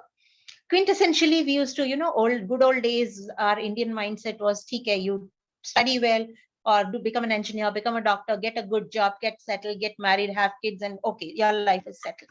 But is that the definition of life that we are looking at? Is that the kind of settlement we are looking at? I feel that is a very short-term satisfaction that we dwell upon. Because I feel, every time it is what next. If you just think that this is the end and this is what I'm satisfied, then life becomes so complacent. You become stagnant. And stagnant water, if left like that, it breeds mosquitoes. So we are also like water. We need to keep flowing with ideas. We need to keep working on our entrepreneurial ideas every day, bettering ourselves as a person. It's not just your business. If you are at the helm of affairs, you have to first better yourself, because you are the one who's running the show. So most importantly, you will also have to see that you prove yourself to be a good leader, a good delegator, a person who has empathy, who understands what your employees are feeling or what your employees think about the work. Because unless otherwise you connect with them and understand what are their needs, you will not be a good leader. So leadership is not just about leading. It's about being with the people whom you work. It's how best you gel with them, how you understand their needs, and how you see that there is always a positive note on which people come back to work. Because there should be one point where people want to come back to work every day. Otherwise, it gets boring. Suppose we eat dal chawal every day, the fourth day we'll say, oh my God, we're bored of dal chawal. Then what if your employees are coming back to the same work every day and doing the same thing every day? There should be something which keeps the spark going. So you, as an entrepreneur, should be able to create that spark. You will be able to do that because you'll have to motivate your team. You cannot say, okay, I'm the head of this institution or this business and I'm going to do what I want. That doesn't help. Sometimes your team gives you the best feedback. They try to tell you, okay, this is good, this is bad, or they also tell you how best we can do things. So it's very nice when you are with your team and start working, looking at their ideas. That can really, really create a difference for a business owner. And then you might ask me, what about large institutions? Do you think the owner can actually look into everybody's thoughts and everybody's ideas? Definitely, at every levels, you have people who will collect these ideas and they come back to you. So it's very, very important that you become a very good team leader as well. Next, I would say we are doing all these webinars for women entrepreneurs. Why are we specifically quoting women entrepreneurs?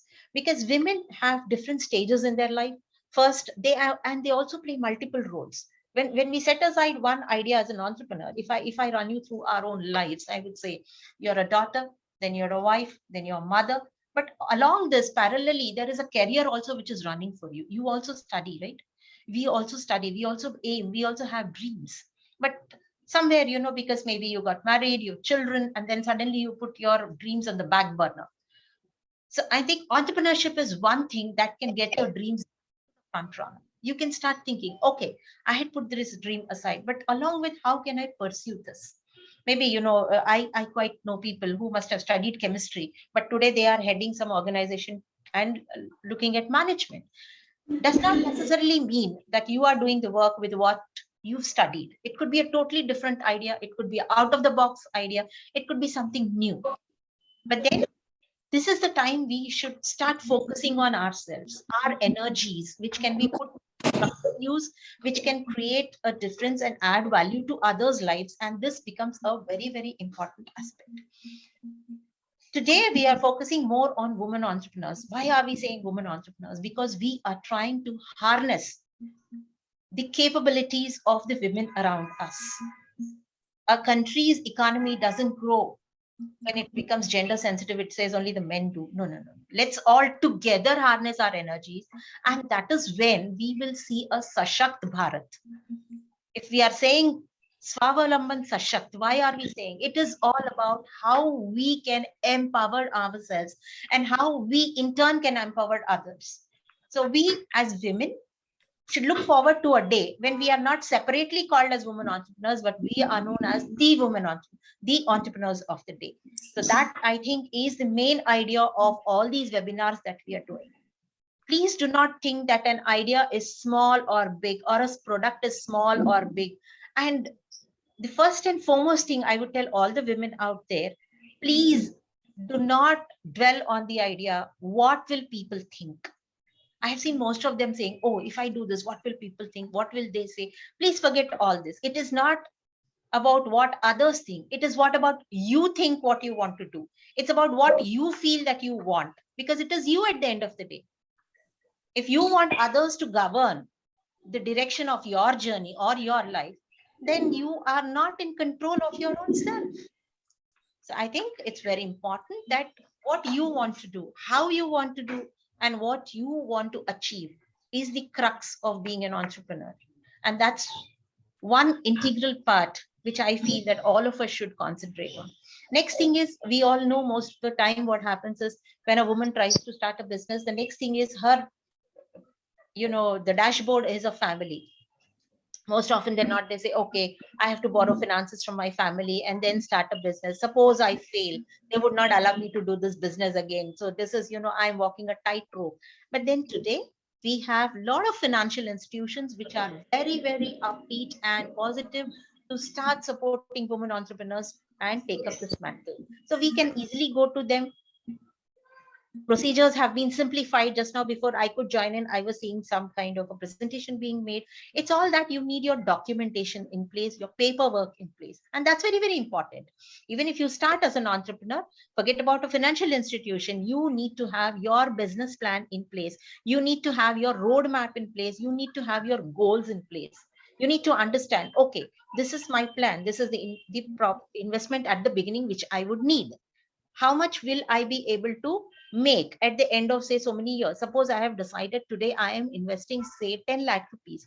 At the end of how many years will I able to get back my money? How much profit will I make?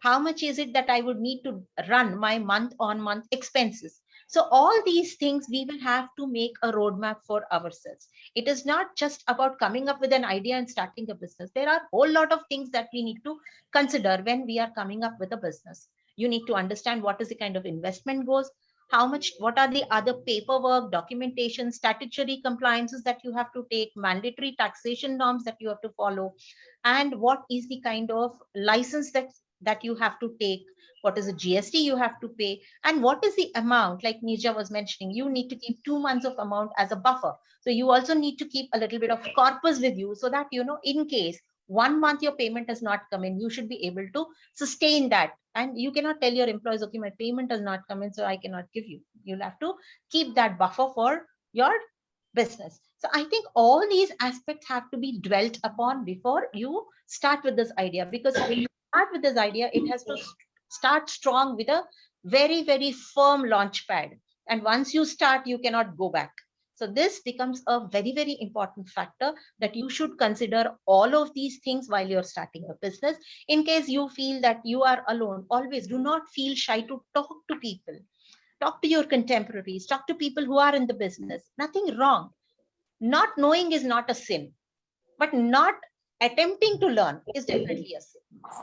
It's always good. If you don't know something, please go, please ask. You will learn. Nothing wrong in asking. Why not? And as you know, we are all students all our life.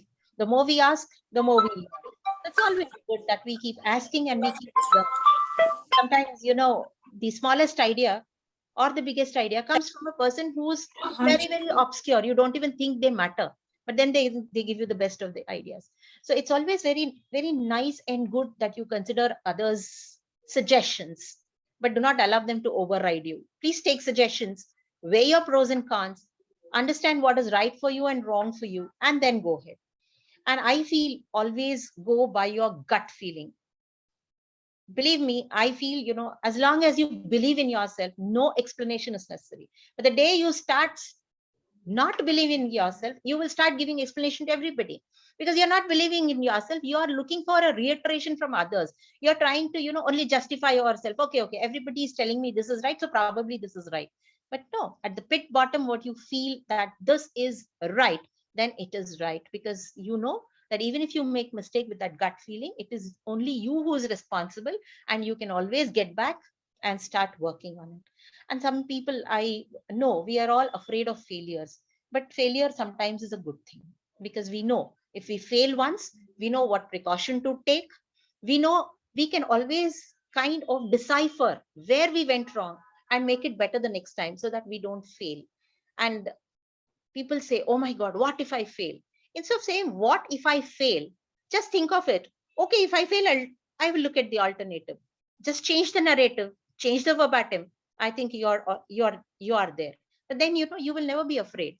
Instead of thinking, aage kya hoga? You just think, jo hoga dekha jayega. Then you are ready for the show. So I think, my dear friends, this is just what I wanted to share, what I go through and what I feel, and that is how I run my business. This is just what I speak out of my heart, because when you know your business very well, I think you don't need a script. You don't need a written or worded verbatim to make sentences and speak to people. It just comes there because you experience it day in and day off, and you know how to handle it very well. We firefight, we manage crisis, we manage manpower, but at the end of the day, we've all done it successfully, because there is only one thing we believe, that we believe in ourselves, that we will do it, and bravo, we will all do it together. Thank you so much for giving me the opportunity. I'm signing off here. Thank you so much. Very nice, Chetna. Very, very inspiring. And Thank also, Neja ji, even your business plan. Sorry, at that time there was some technical issue. Very nice, Chetna. And all the best to you. Thank you. Thank you, Chetna ma'am, for uplifting our spirits and motivating us to do better. Uh, yes, so we will have our banker who's ready to share their perspective with us. So I would like to call upon Mr. S. Manjeet Singh, Deputy Manager SBI. He has an experience of over 10 years, and he would be sharing bankers' perspective and credit access opportunities available for our women entrepreneurs under Stand Up India scheme. Requesting Manjeet sir, please take over. Good afternoon, one and all. It was very inspiring and motivating speech by Chetna madam for that. And it's good to see what COWE India is doing for women empowerment. There is a glitch, I guess. Am I audible? Yes, you are audible. Yes, you're Yeah, audible. very clear, very clear. Yeah. Let me start with a few lines about Stand Up India. I'll share a few lines. Like this was shared by Anamika madam as well from Sydney, I guess. This scheme was launched by our Prime Minister in April 2016, and with this scheme, we facilitate borrower and women entrepreneurs who sets up a greenfield enterprise. Greenfield enterprise in the sense a business which starts from scratch. That is the thing. And this enterprise can be anything, like it can be a manufacturing or a service or a trading sector. It can be of any sector. And the person who is availing this facility, this scheme, finance under this scheme, can either be an individual and non-individual as well, like a firm. But the condition here is 51%, at least 51% of the shareholding and controlling stake should be held by either SC/ST borrower or women entrepreneur. And as you people have shown just a while ago, that we can apply in 3 ways. The customer, the aspirant can apply in 3 ways. The number 1 is directly going to any of the branches, and number 2 through lead district manager, and number 3 through portal standupmitra.in. They can they can apply for loan under Stand Up India under these 3 ways, potential ways. And the borrower can be classified into two categories. One is ready borrower, and the other one is trainee borrower. Ready borrower doesn't need any handhold, any support. He directly can go to a branch or a bank or this Mitra portal, Stand Up Mitra portal, and they can log in and they can directly apply to any branch. And the trainee borrower, for them, the SIDBI and NABARD has set up some collect centers for them, through which these people will be trained in financial training, you can say, or in skills, or for how to like get margin money. They will be mentoring these aspirants to avail the loan. And the nature of the loan can be cash credit or composite or term loan. And the maximum term, for example, if they want to purchase a machinery, the maximum repayment tenure could be 7 years. And with a moratorium period of 18 months. That moratorium period is given so that they can set up their firm. And rate of interest, one of the participants has asked for rate of interest, right?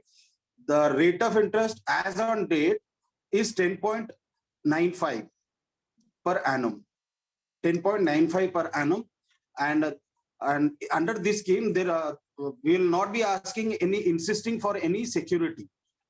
But if you have one, better to give the collateral as security, because you will be charged security charges for this, which will be about 1 to 2% on the collateral value. I mean the loan value.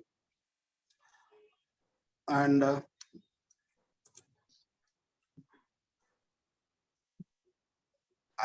these are the salient features of Stand Up India loan. And to end this, I'll tell you the checklist. If you can write it down, it will be good. The aspirants, the participants can write this down. The checklist for availing Stand Up India loan is 1, proof of identity. It can be passport, Aadhaar card, your voter's ID, license, any of these things. And for residents also, you can give us telephone bills, electricity bills, property tax, passport again. And then you have to give your business address proof, like rental agreement will be okay. And the main thing is you shouldn't be defaulter any of the financial institution. Okay, you also need to submit your asset and liabilities statement. These are the main documents which are needed. And from bankers' perspective, go and no go will decide on many points, and main 3 points are project viability. Number 1 is project viability, whether the project is suitable for certain terrain or certain season, or it is technical viable or not. We'll check first. The first checking point will be that. And after that, customer's intent. I'll tell you you people a small example. once I was in a rural branch. A guy came up with a proposal of 2 lakhs for purchasing 2 buffaloes for setting up a dairy unit. I just asked him, and he has got a subsidy from government as well. But I have just asked him a simple question: how many liters of milk does the buffalo give in a day? He couldn't answer that question. The point I want to make here is customer's intent. He just want to avail the loan, but he's not ready. He is not like interested in setting up the unit. That we'll see. That we'll see, and that we'll know by interviewing the aspirant. And the CIBIL, the credit information of that aspirant, the previous credit information. If there is any like unwanted or undesirable situations are there in their CIBIL, then we'll directly reject that. These are the main things in which which can tell you the loan will be rejected or can be processed further. This is all I have to say as of now. If you have any questions, be my guest. Sir, Can I? I have a question, sir. Sometimes CIBIL is not maintained as per the ignorance, but the person is capable to handle it. Yes. At that time, what is the solution in such situation? Again, madam, I'll say customer's intent again. We'll interview him or her, and whatever the answers they are giving, we can judge whether they are giving us the right answers and whether their intent after availing the loan, they will be setting up the unit or they'll running it like it is their own money. We can know at the time of interview. And if a person, like you said, if a person's CIBIL is not good, there is some issue with the CIBIL, but the customer is genuine and his intent is genuine, then we can take deviation from appropriate authority and we can process further. And we have done that many a times. Thank you, sir. May I ask a question, Nitya? Yes, ma'am. Yeah. Sure. Good evening, sir. It was very enlightening what you have shared with us, the do's and don'ts also. You mentioned that the interest rate is somewhere around 10.8, but previously we have come across that interest rate can also be depending on the credibility of the person and everything, up to 6.5 also. It depends on various schemes. For this scheme, the MCLR, marginal cost lending rate is 7.95. Above that, 300 basis points will be there. That means it will come up to 10.95 as on date. And coming up to like you were saying that rate of interest will be varying based on CIBIL, right? I'm just asking. Sometimes we have come across some candidates who have got it as low as 6.5 and 6.8. No. And no. Okay, go ahead, ma'am. No, please carry on. That's all I wanted to share. Yeah. 6.9, 6.7, that was for housing loan, and that too, that was 1.5 years ago. And at that point, the EBLR, the external benchmark lending rate was low. Okay. And whenever there is a change in RBI interest rates, there will be change in our interest rate as well. And 6.7 or 6.9, that was for only housing loan, not for personal loan, not for auto loan, and not for business loans. It was for housing loan only. For Stand Up India, it was not there because we did. No. It was for only housing loan. That is it. And about CIBIL, yes, rate of interest depends on CIBIL for housing loan, for personal loan, and for car loan, but not for SME. Okay. Yeah. Is there anything else, madam? Nitya, we have any other questions? No, ma'am. In the chat box, there's nothing. And if in case if we have questions, maybe we can park them and we can ask sir Yes. to explain at Yeah, the end of sure. the session. Yeah, thank you, Manjeet sir. So now we have our loan beneficiary who would be sharing her journey or experience with us. So uh, can we please have the PPT play while I introduce her? So, our loan beneficiary is Ms. Chakilam Purnima, proprietor of Purnima Jewelry. She has completed Bachelor's of Commerce from Osmania University and has a diploma in Spanish language.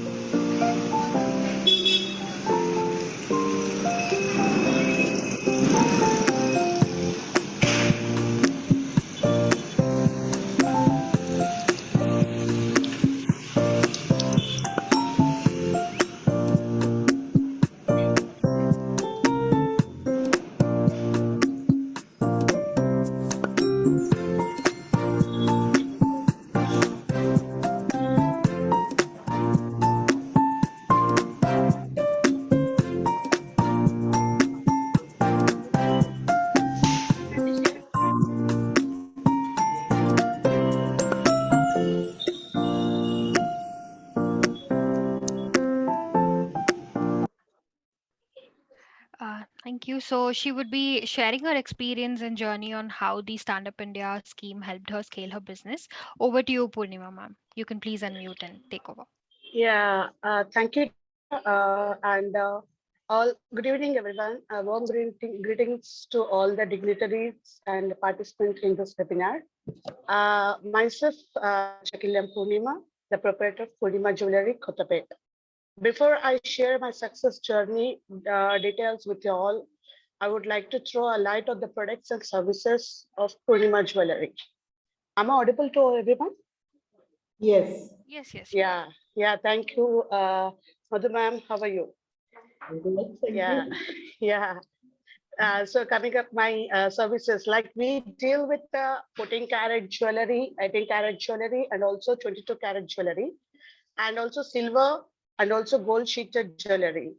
Light on and customized jewelry with the beads customers choice. In order to cope up with the digital times, we have also introduced the sales through the digital market, where one can book their order by following us in the YouTube link and can get the products delivered at the doorstep. We accompany all the legal compliance, and we cater to the customers all over the country and have even started exporting. Our subscribers are 24K plus. So first and foremost, I would like to thank the COWE for giving me this opportunity to share my success journey through this platform. I was born into a middle class family based in Hyderabad. My father was a BSNL employee and my mother a homemaker. I have one younger brother who is my business partner at present. I am a BCom graduate and from Osmania University. And even I have completed my gemologist course through Nagarjuna University.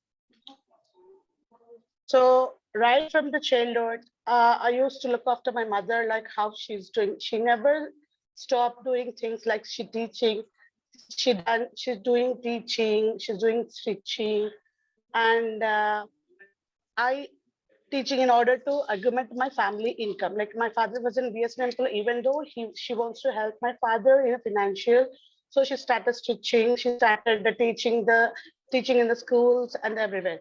From that day, I have started. I have a passion. Like, why can't I do it by seeing my mother? So I started like learning from my mother. I started doing job from my college days, even from the intern. I've started doing part-time jobs.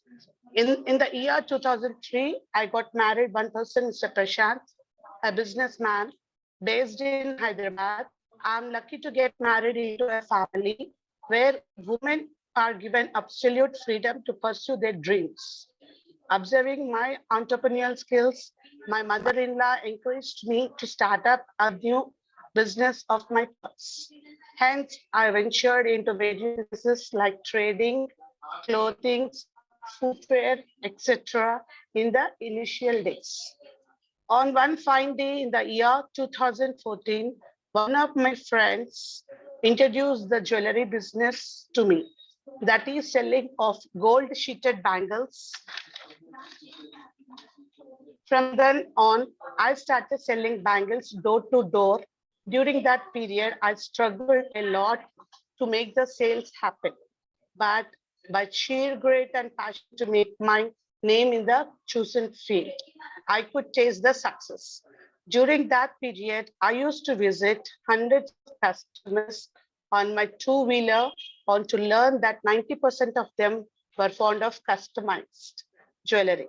By taking a cue from this market input, in the year 2018, I started a small store at my residence in Kotapet, Hyderabad, with zero investment. Gradually, over a period, I kept on reinvesting my income and opened a small store near my house in the year 2020. That's all, no looking back. As I believed the main 5 basic principles to run a business entity.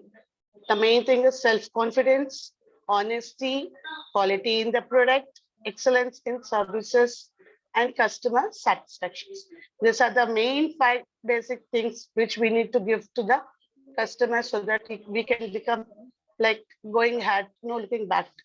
Today, I'm glad to say that we are providing employment to over 10 people directly.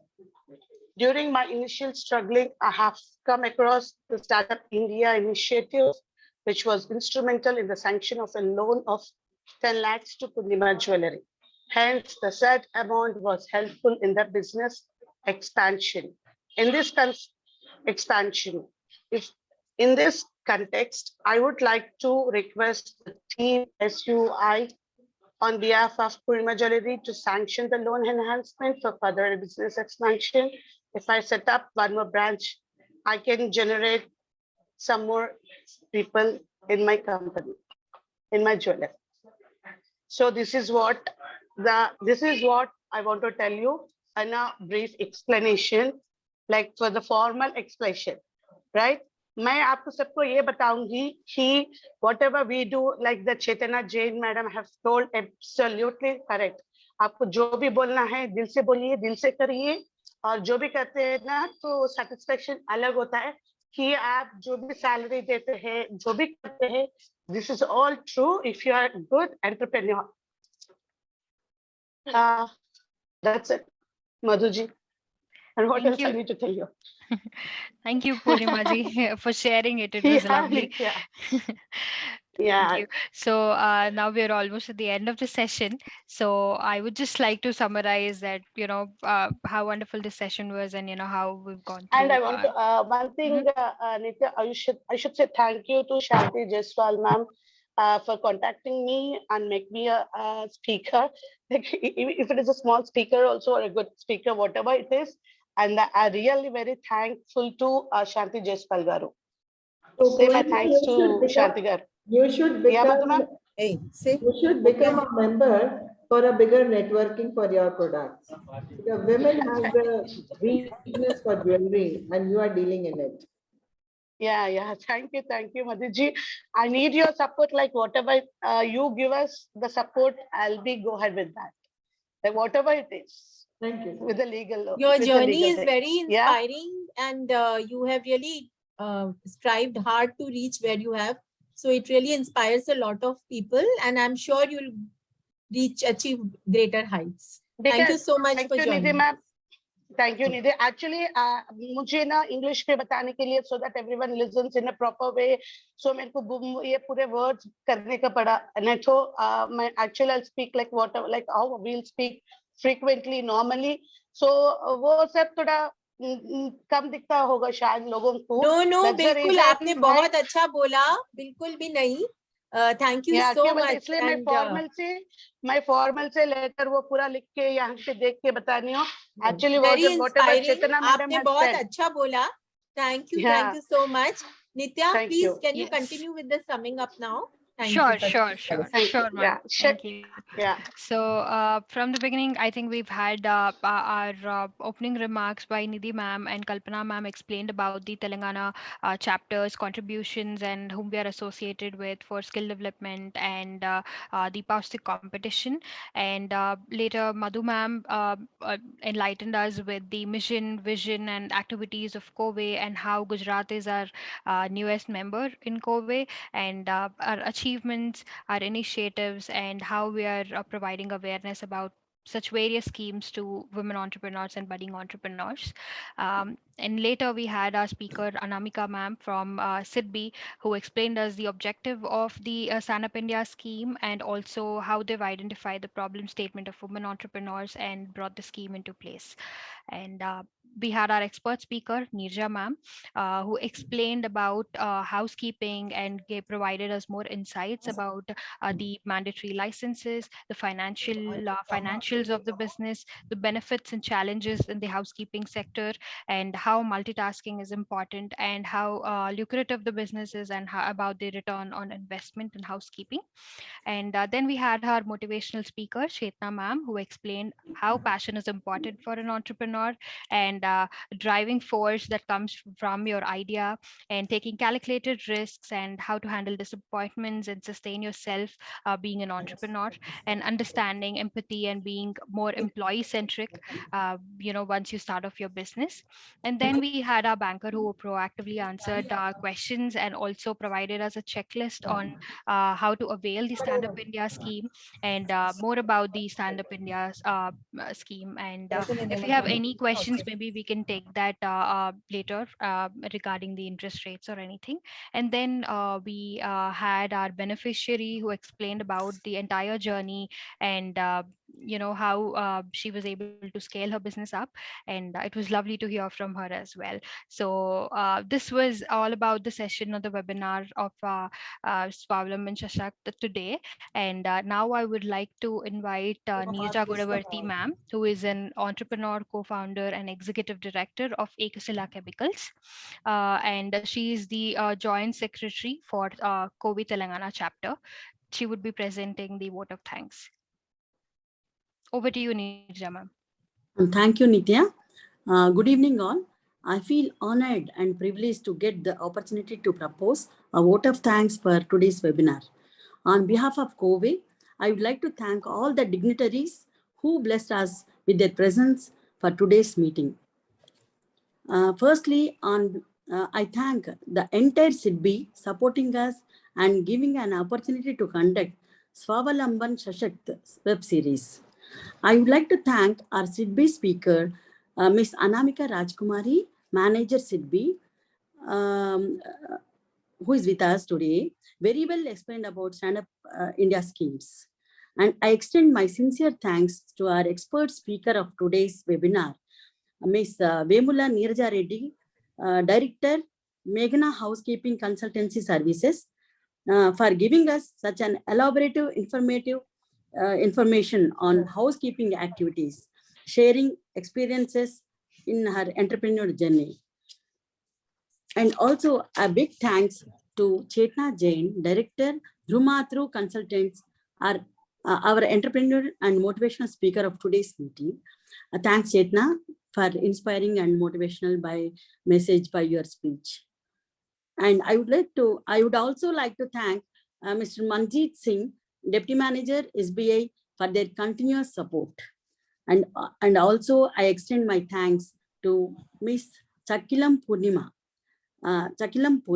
proprietor of Purnima Jewelry, the beneficiary of the Stand Up India scheme. Ma'am, such an inspiring message journey. Nice to listen. My sincere thanks to our COWE board, our strong founder members, COWE board, who are backbone to our COWE. And I'm very much thankful to Ms. Madhu Tyagi, our National President Director, COWE India, for her constant help and guidance to us, and also given the brief on COWE activities and achievements.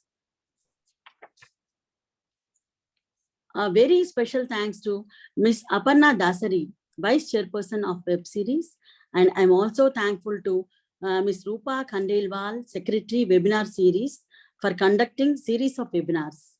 I'm thankful and grateful to Ms. Nidhi Toshniwal, National Secretary, COWE India, Chairperson of Webinar Series, for opening remarks, giving the insights of COWE. Without her support, this would not have been so smooth. And also, I extend my sincere thanks to National Management Committee. A very special thanks to our President, Ms. Josna Cheruvu, leader of our chapter, Ms. Kalpana Rao, for giving such a nice welcome address and insights of Telangana activities. Ms. Nitya, moderating the session so smoothly, and also given the closing remarks, and our entire Telangana team, and also other COWE chapters, presidents and members. And I'm also thankful to our program manager, P. Karthik, for his technical support for the entire session, and also the entire backend team of COWE office for the support. And also, I'm thankful to all the members, yes, for making this meeting successful.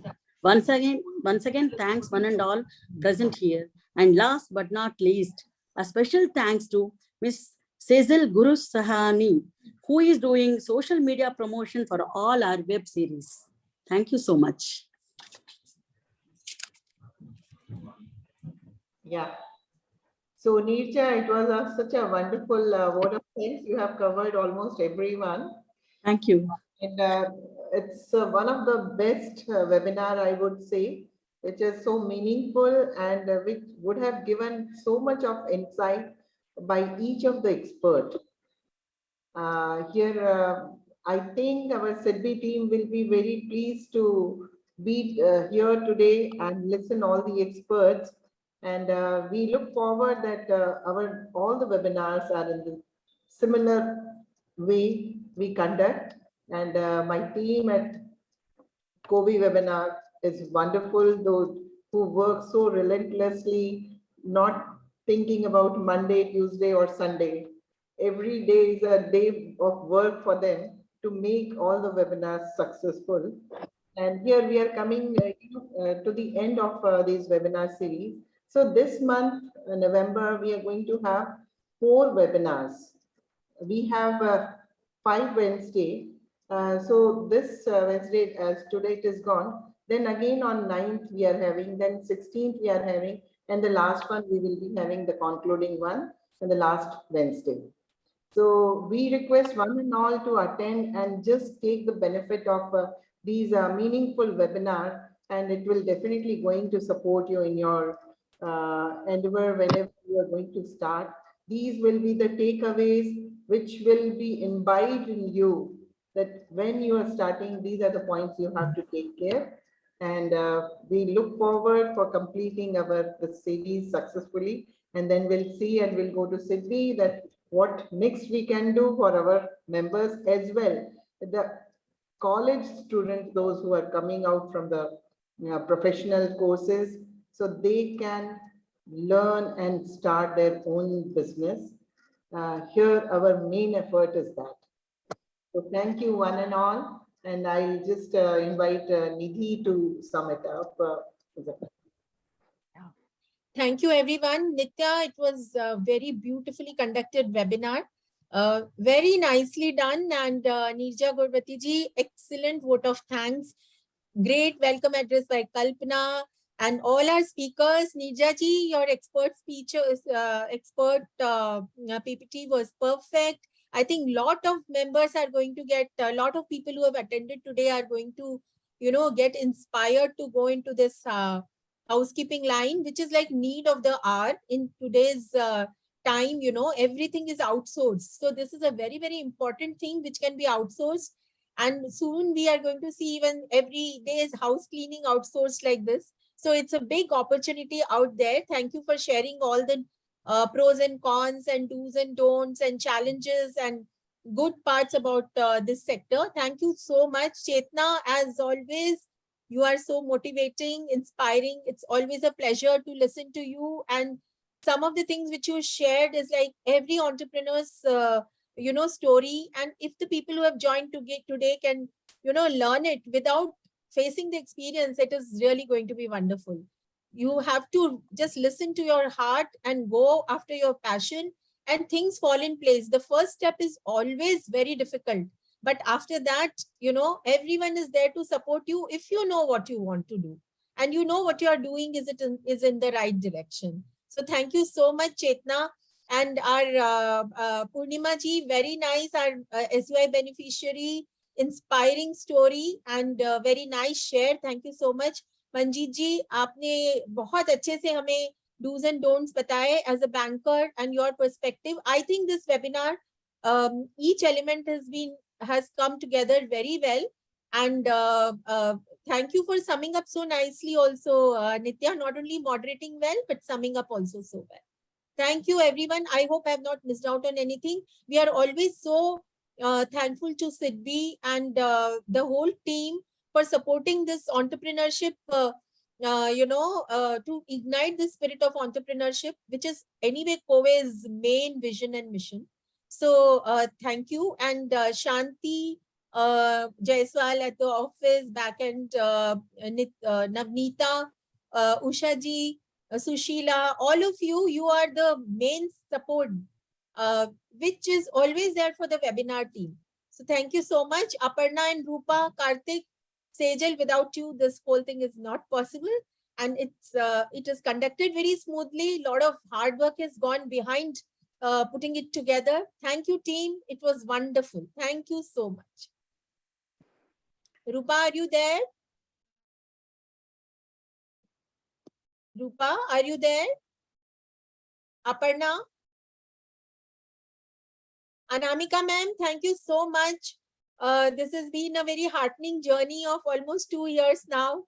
And your support, we cannot express in words. Ritu, you too, you are always there and, motivating everyone to take out the best. Thank you so much. And I think Aparna. And Ritu for keeping us on the toes to get all the information on time. That is also helping us, Ritu. Yeah. Thank you, Anamika ma'am. Thank you. So I think Aparna and Rupa have logged out. So no, I'm here. I'm here. Thank you so much. Rupa, just a few lines, please. If you are here, it will be wonderful to just share. It was really nice. Very, very well coordinated webinar. It was very well, and everybody spoke very well. Brilliant. Yeah. Our moderator, the whole team from Kalpana, Chetna, Nitya, Nirja, Godavarti, Nirja, Reddy, all of you, and Shanti cementing everything together. Thank you so much. Thank you, Nidhi ma'am. Thank you. And I think we can just close the session today. Yes, we can close the session, Karthik. Thank you so much. See you next Wednesday, all of you. Please join in for how much you have put in the efforts. Shanti, thank you so much. Yes, Shanti. And next week we have a webinar. We have a webinar on how to set up diagnostic centers. Please join us. It's going to be very interesting and a very, very different session. Thank you so much. Thank you. Karthik, we can log out, please. We can. Okay, ma'am. Yeah. Thank you, Karthik. Thank you.